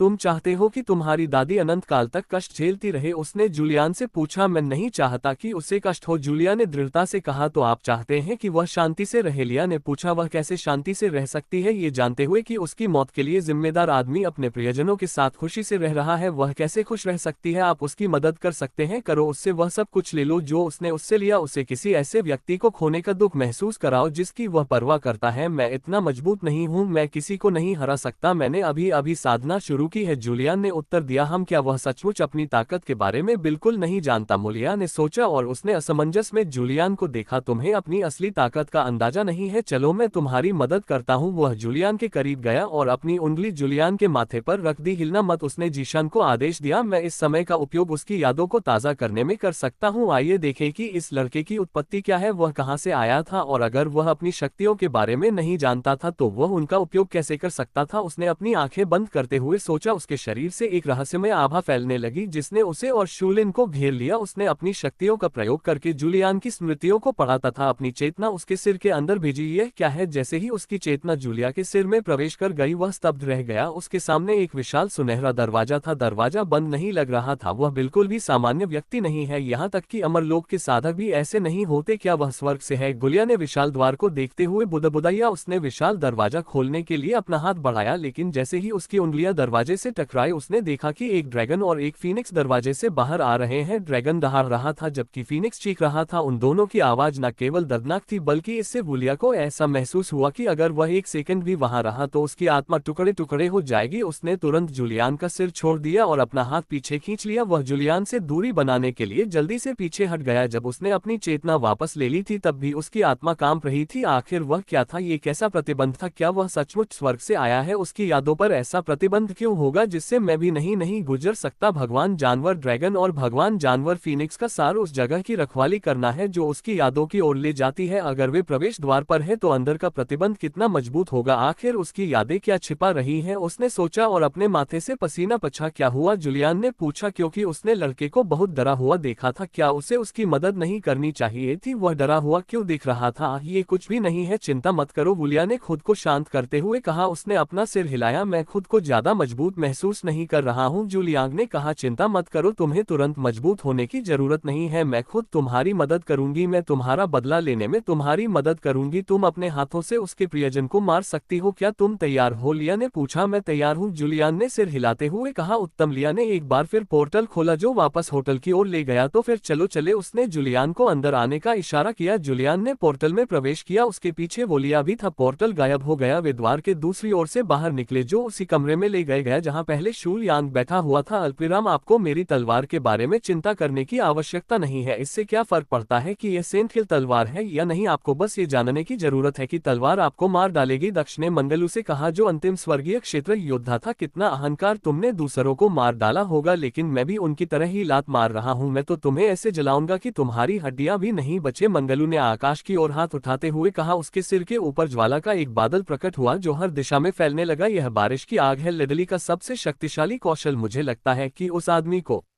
भी इसके खिलाफ कड़ी मशक्कत करनी पड़ेगी। आकाशीय क्षेत्र के योद्धाओं में से एक ने कहा। राजकुमारी झू बिना कोई टिप्पणी किए बस देखती रही। भले ही उसने खुलकर यह नहीं कहा लेकिन वह लड़ाई में दक्ष का समर्थन कर रही थी क्योंकि दक्षी वह व्यक्ति था जिसने उसकी जान बचाई थी। इतना ही नहीं बल्कि उसने ये भी सोचा कि दक्ष किसी उच्च रैंकिंग वाले राज्य से था और उसकी मौत उसके राज्य के लिए बहुत बुरी होगी। आग का बादल। दक्ष ने बादल को देखते हुए बुदबुदा बादल की परवाह किए बिना उसने अपनी तलवार की मुद्रा में आना शुरू कर दिया। उसने अपनी राजा की तलवार को केवल इसलिए बुलाया था ताकि वह क्यूई कौशल का उपयोग कर सके जिसे वह समय की तलवार के साथ नहीं कर सकता था। क्या आपको लगता है कि आपके पास अपना कौशल पूरा करने के लिए समय है? जैसे ही मिंगलू ने दक्ष को तलवार की मुद्रा में आते देखा वह मुस्कुराया। ज्वाला के बादल से दर्जनों ज्वलंत गोले निकले और दक्ष की ओर उड़े। मुझे पता था कि यह कुछ ऐसा ही होगा, बादल जो अपने आप ही दुश्मन पर हमला कर सकता है, लेकिन तुम वास्तव में मुझे कम मानते हो। दक्ष ने अपना सिर हिलाते हुए कहा, न केवल तुम बल्कि तुम्हारे पिता भी मुझे नहीं रोक सकते। कहते हुए वह गायब हो गया। वह मिंगल के पूर्व में दिखाई दिया और अपनी चाल जारी रखी और भी ज्वालाएं उसकी ओर आए, लेकिन वह फिर से गायब हो गया। दक्ष लगातार टेलीप होता रहा और हर टेलीप के साथ वह बिना रुके अपना हुनर जारी रखता रहा। ऐसा लग रहा था मानो उसके आसपास की जगहें बदलती रही, लेकिन वह उसी स्थिति में था और अपनी इच्छा अनुसार काम कर रहा था। ये कौशल बहुत कष्टप्रद है। मिंगलू ने अपनी नसों को उभरते हुए शाप दिया। उसने एक साथ कई जगहों पर हमला करने के लिए अपनी ऊर्जा का अधिक उपयोग करना शुरू कर दिया। फ्लेम सफिया हर दिशा में उड़ते रहे सिवाय उस दिशा के जहां राजकुमारी खड़ी थी, क्योंकि वह उसे नुकसान नहीं पहुंचाना चाहता था। दुर्भाग्यवश ये ठीक वही स्थान था जहां अगली बार दक्ष प्रकट हुआ था। दक्ष उस दिशा में आया जहां राजकुमारी खड़ी थी। वह पूरी तरह से तैयार था। अंधेरे तलवार का पहला रूप विनाश। दक्ष ने धरते हुए अपनी तलवार पर वार किया। उसकी तलवार से प्रकाश की एक काली चाप निकली जो मिंगल की ओर बढ़ रही थी। जहां से भी यह गुजरा इसने उसके चारों ओर के स्थान को अस्थिर बना दिया और आश्चर्य की बात यह है कि इसने अपना स्थान भी बदल लिया, जैसे कि आक्रमण स्वयं टेलीप करने में सक्षम हो। मिंगलू ने यह हमला पहली बार देखा था। उसने इस तरह की किसी चीज के बारे में सुना भी नहीं था। उसे नहीं पता था कि उसे बचने के लिए कहां जाना चाहिए, क्योंकि इस हमले का टेलीप बहुत ही बेतरतीब था। कभी यह बाएं ओर होता था, कभी यह दाईं ओर। इसके बारे में एकमात्र स्थिर बात यह थी कि यह उसकी दिशा में आगे बढ़ रहा था। उसने अपना मन बना लिया क्योंकि वह सिर्फ एक ही दिशा में बच सकता था। उसने बाएं ओर छलांग लगाई, ये सोचकर कि वह सुरक्षित रहेगा। हालांकि वह गलत था। उसने अपने गलत अनुमान की कीमत अपनी जान देकर चुकाई, क्योंकि उसका शरीर दो टुकड़ों में कट गया था। उस आदमी को यह नहीं पता था कि अगर वह बाएं ओर भी चकमा देता तो भी परिणाम वही हो सकता था, क्योंकि वह निशाना था। बुरा नहीं है, तुमने जो कौशल बनाया है वह वास्तव में शक्तिशाली है। शून्य दक्ष की प्रशंसा की जब वह उसके पास आए। डार्क स्वॉर्ड आर्ट कुछ ऐसा था जिसे दक्ष ने स्वॉर्ड सेंट के साथ रूपों की अपनी समझ का उपयोग करके बनाया था। उन्होंने अपने स्पेस लॉ के बचाव कौशल को भी इसमें जोड़ा था। उन्होंने अंधेरे के कानून के गुणों का भी इस्तेमाल किया। ये कुछ ऐसा था जिस पर वह तब से काम कर रहा था जब से उसने तलवार संत के 7वें रूप को समझा था। इसे पूरी तरह से समझने के बाद वह अपने कौशल को संयोजित करने के लिए एक ऐसा कौशल बनाने के विचार के साथ आया जो उसके लिए एकदम सही था। इस कौशल को पूर्ण करने के लिए कई महीनों का अभ्यास और समझ की आवश्यकता पड़ी और उन्होंने इसे डार्क स्वॉर्ड का पहला रूप नाम दिया, क्योंकि उनकी योजना इस तरह के और अधिक कौशल विकसित करने तथा इसे और भी बेहतर बनाने की थी। वह एक संपूर्ण कड़ाही बनाना चाहता था जिसमें अलग अलग विशेषताएं हो। इसमें स्पेस और नेस का इस्तेमाल किया गया था और वह मिश्रण में इल्यूजन को भी जोड़ने पर काम कर रहा था। वह उस कौशल को दूसरा रूप कहने के बारे में सोच रहा था। दुर्भाग्य से वह कौशल अभी तक आधा भी पूरा नहीं हुआ था। हाँ, ये पहली बार था जब मैंने इसे एक उचित प्रतिद्वंदी के खिलाफ इस्तेमाल किया। ये बुरा नहीं था, यह वैसा ही था जैसा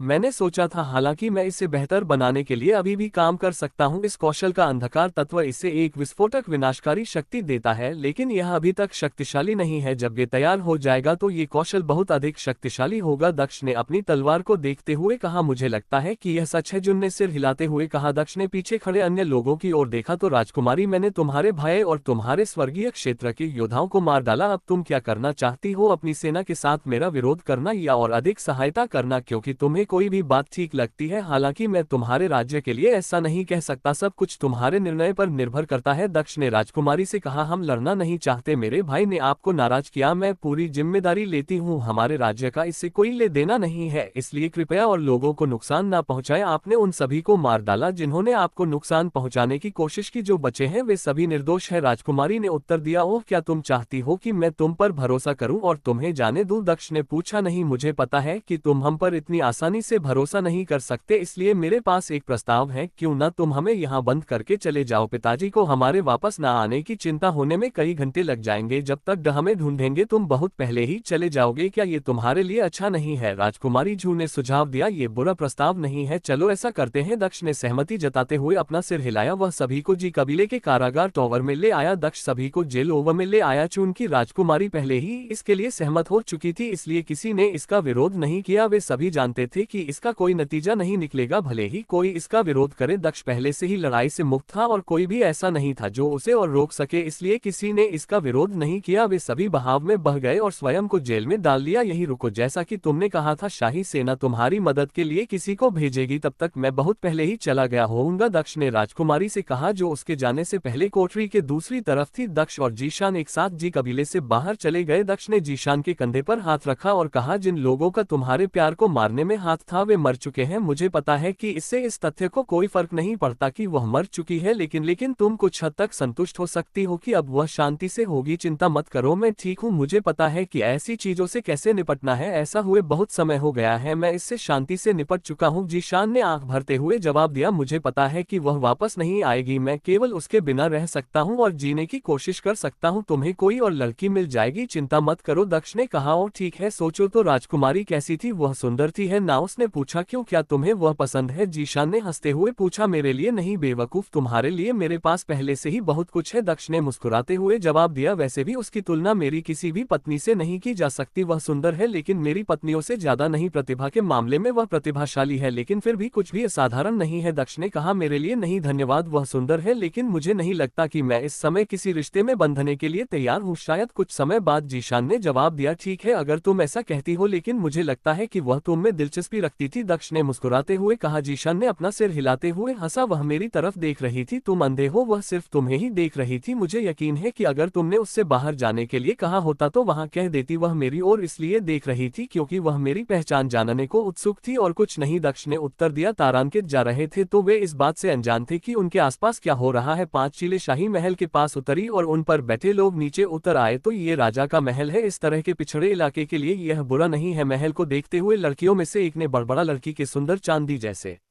बाल और चमकदार नीली आंखें थी जिससे उसका चेहरा और भी आकर्षक लग रहा था। लिमे ऐसे मत बोलो, भले ही यह राज्य हमारे लिए चींटी की तरह है लेकिन सभ्य रहना बेहतर है। हम नहीं चाहते कि लोग ये सोचे कि साम्राज्य के योद्धा कुछ अशिष्ट जानवर हैं, एक आदमी ने जवाब दिया। वह एक दुबला पतला आदमी था जिसके शरीर में बिल्कुल भी चर्बी नहीं थी। वास्तव में कुछ लोगों ने शायद ये तर्क दिया होगा कि वह अपने आराम के लिए बहुत दुबला था। उसके बाल काले और आंखें भूरी थी जो वहां उपस्थित सभी लोगों में सबसे साधारण लग रही थी। चलो बयान, कौन परवाह करता है कि यह चींटियां क्या सोचती है, हमें उनकी भावनाओं की परवाह क्यों करनी चाहिए? ऐसा नहीं है कि वे हमारे लिए कीड़ों से ज्यादा कुछ हो सकती है, दूसरी लड़की डुलिया ने जवाब दिया। लड़की ने एक सुंदर लबादा पहना हुआ था जो उसके सुडौल शरीर को ढांक रहा था तथा उसके आसपास खड़े पुरुषों की नजरों से उसे छिपा रहा था। तथापि उसकी गोरी जांघें दूसरों के सामने पूरी तरह से उजागर थी क्योंकि उसकी स्कर्ट मुश्किल से उन्हें ढक पा रही थी। उसके हरे बाल इतने लंबे थे कि कमर तक आते थे। उसकी हल्की हरी आंखें उसके बालों से बिल्कुल मेल खाती थी। हाँ, लेकिन फिर भी, गुयुयान ने जवाब दिया। लेकिन सामने खड़े एक अन्य व्यक्ति ने उसकी बात बीच में ही रोक दी। अल्पविराम, उस आदमी का शरीर एथलेटिक था और वह लगभग 6 फीट लंबा लग रहा था। उसके सुनहरे बाल और गहरी आंखें बहुत ही असामान्य लग रही थी जो एक गहरा विरोधाभास पैदा कर रही थी। बहस मत करो, चलो जल्दी से काम निपटा कर चलते हैं। जो व्यक्ति उनका नेतृत्व कर रहा था उसका नाम फुमिन था। वह किसी को लड़ते हुए नहीं देखना चाहता था, इसलिए उसने महल की ओर चलते हुए उन्हें रुकने का आदेश दिया। हाँ, फुमिन की बात सुनो, मंत्री वांग ने उसे हमारा नेता बनाया है। बहस मत करो, पीछे से एक भारी आवाज आई। वहां एक मोटा आदमी खड़ा था, उसके सुनहरे बाल थे जो कुछ हद तक फुमिन से मिलते जुलते थे, हालांकि उसकी आंखें भूरी थी। वह टीम के 5वें खिलाड़ी थे जिन्हें बूजो के नाम से जाना जाता था। बाकी लोगों ने एक दूसरे की ओर ऐसे देखा जैसे वे अभी भी बहस करना चाहते हो, लेकिन चूंकि फुमिन बोल चुका था इसलिए वे सभी शांतिपूर्वक शाही महल में जाने के लिए सहमत हो गए। वे महल के प्रवेश द्वार की ओर बड़े पहरेदार उन्हें रोकने के लिए उनके आगे दौड़े। रुको, तुम कौन हो? गार्ड ने पूछा। हम सुनिया साम्राज्य से हैं, हम आपके राजा से मिलने आए हैं, एक तरफ हट जाओ। फुमिन ने को अपने साम्राज्य का प्रतीक चिन्ह दिखाया जो पूरे महाद्वीप में जाना जाता था। साम्राज्य से, अभी मैं तुम्हें राजा के पास ले जाऊंगा। चूंकि वे साम्राज्य से थे इसलिए पहरेदार ने उनके लिए कोई परेशानी खड़ी नहीं की। वे 5 लोगों को राजा के कक्ष की ओर ले गए। बस कुछ सेकंड प्रतीक्षा करें, मैं राजा को आपके आगमन की सूचना दे दूंगा, गार्ड ने उनसे कहा जब वे उस कक्ष के पीछे रुके जहां राजा अपने मंत्रियों के साथ बैठक कर रहे थे। कोई जरूरत नहीं है, हम खुद ही उसे अपने आने की सूचना दे देंगे, फुम ने गार्ड से कहा और उसे जाने से रोक दिया। वह एक सेकंड के लिए भी बाहर इंतजार नहीं करना चाहता था। गार्ड को पीछे धकेल मुश्किल हुए वह दरवाजे के करीब गया और लात मारकर उसे खोल दिया तथा अन्य लोगों के साथ अंदर घुस गया। राजा अचानक दरवाजा खुल जाने से दंग रह गया। उसने नए लोगों को देखा जो अभी अभी अंदर आए थे और वह गुस्से से खड़ा हो गया। तुम कौन हो? अचानक अंदर घुसने की तुम्हारी हिम्मत कैसे हुई? राजा ने गरजते हुए कहा। बैठ जाओ। फू मिन ने साम्राज्य का प्रतीक चिन्ह दिखाते हुए सहजता से कहा। सुनिया, साम्राज्य का प्रतीक चिन्ह आप कौन है? राजा ने फिर पूछा, लेकिन अब उसका स्वर अधिक सम्मानपूर्ण था। हम महामहिम के आदेश पर साम्राज्य से आए हैं, हमें आपसे कुछ करने की जरूरत है। फू मिन ने सीधे कहा। उसके शब्दों से यह स्पष्ट था कि यह कोई अनुरोध नहीं बल्कि एक आदेश था। राजा ने बैठते हुए जवाब दिया, साम्राज्य हमसे क्या चाहता है? अगर हम मदद कर सकते हैं तो हम मना नहीं करें। क्या आपको लगता है कि आप हमारी मदद कर सकते हैं? आप साम्राज्य की मदद नहीं कर रहे हैं, आप बस अपना काम कर रहे हैं जो आपको करना चाहिए। इतनी बड़ी बड़ी बातें करना बंद करें। सिल्वर हेयर वाली लड़की लिमली ने कहा। उसके शब्द बहुत अपमानजनक थे, फिर भी राजा ने अपना गुस्सा नहीं दिखाया क्योंकि वह साम्राज्य से थी। लिम, शांत हो जाओ, ये बोलने का विनम्र तरीका है, तुम्हें इसे साम्राज्य के प्रति अनादर के रूप में नहीं लेना चाहिए। बुजो ने निराशा में अपना सिर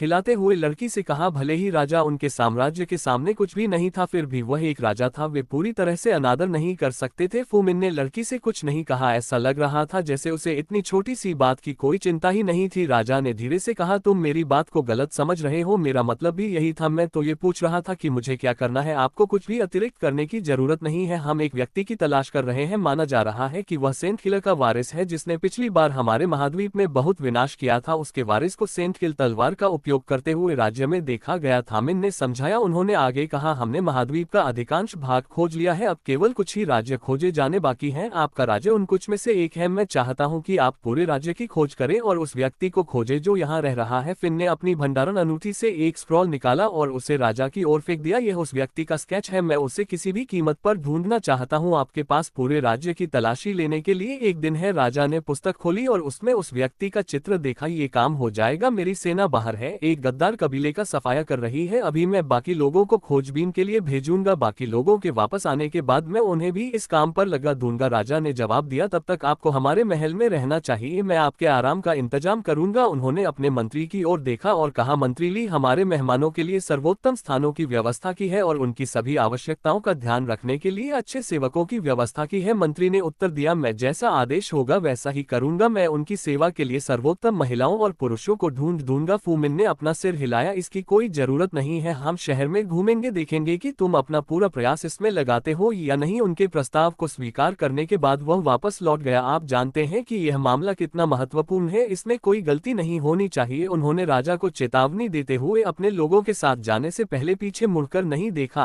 हमने उसे बता तो दिया था, लेकिन क्या तुम्हें लगता है कि वह उस आदमी को ढूंढ पाएगा? लिमे ने फू मिन से पूछा। अगर वह आदमी यहाँ है तो वे उसे ढूंढ सकते हैं, अगर वह आदमी यहाँ नहीं है तो देवता भी उसे नहीं ढूंढ सकते। बस इतना ही। फू मिन ने मुस्कुराते हुए कहा, चलो अपना दिन बस इधर उधर देखते हुए बिताते हैं, हम पहले से ही जानते हैं कि वह आदमी वैसे भी यहाँ नहीं आएगा। लिमे ने सिर हिलाते हुए कहा, ऐसी जगह में आप क्या खरीद सकते हैं? जो चीज आप खरीद सकते हैं उसकी तुलना साम्राज्य में हम जो चीजें खरीद सकते हैं उनसे भी नहीं की जा सकती। हरे बालों वाली लड़की दलिया ने व्यंग्यात्मक लहजे में कहा, फिर भी सबसे खराब जगह में भी कुछ अच्छी चीजें हो सकती हैं, कम से कम हम बोर तो नहीं होंगे। अगले राज्य जहाँ हम जाएंगे वे और भी बुरे होंगे, बस आशावादी बने रहो। बोजो ने दलिया से कहा। वे सड़क पर दुकान की ओर चले गए। जब वे चल रहे थे दक्ष और जीशान उनके पास से गुजरे। उन्हें नहीं पता था कि दूसरी तरफ कौन है। दक्ष ने एक अलग चेहरा इस्तेमाल किया था, इसलिए उसे राज्य के लोगों ने पहचाना नहीं। जिस चेहरे की वे तलाश कर रहे थे वह उसके चेहरे से काफी अलग था। यद्यपि वे लोग जिन्हें वे खोज रहे थे फू मिन और अन्य लोगों के पास से निकल गए, फिर भी किसी ने ध्यान नहीं दिया। लिमली ने चारों ओर देखते हुए एक क्षण के लिए दक्ष और जीशान की ओर देखा, लेकिन उसने उस पर ज्यादा ध्यान नहीं दिया। दोनों समूह विपरीत दिशाओं में एक दूसरे के पास से गुजरे। तरान कंतरान कंतरान कंतारा नकन, वह व्यक्ति कौन है जो उसके लिए सबसे अनुकूल है? वूलिया ने जूलिया से पूछा। वह अगले कमरे में है, जूलियन ने जवाब दिया। उसकी आवाज में अभी भी थोड़ी हिचकिचाहट थी। संकोच मत करो, तुम्हारे पास उनके साथ कुछ अच्छी यादें हो सकती हैं, लेकिन ये सब झूठ था। बस उन्हें दिखाओ कि तुम्हारी दादी को मारने में वे कितने गलत थे, ये सब उसके लिए है, वल्लुआ ने धीरे से कहा और उसने अपना हाथ जूलियन के कंधों पर रखा। हाँ, जूलियन ने सिर हिलाया और दरवाजे की ओर चल पड़ा। उसने निश्चय कर लिया था। वोलिया के शब्दों से वह और भी प्रभावित हुआ। उसने दरवाजा खोला और अगले कमरे में चला गया। दरवाजा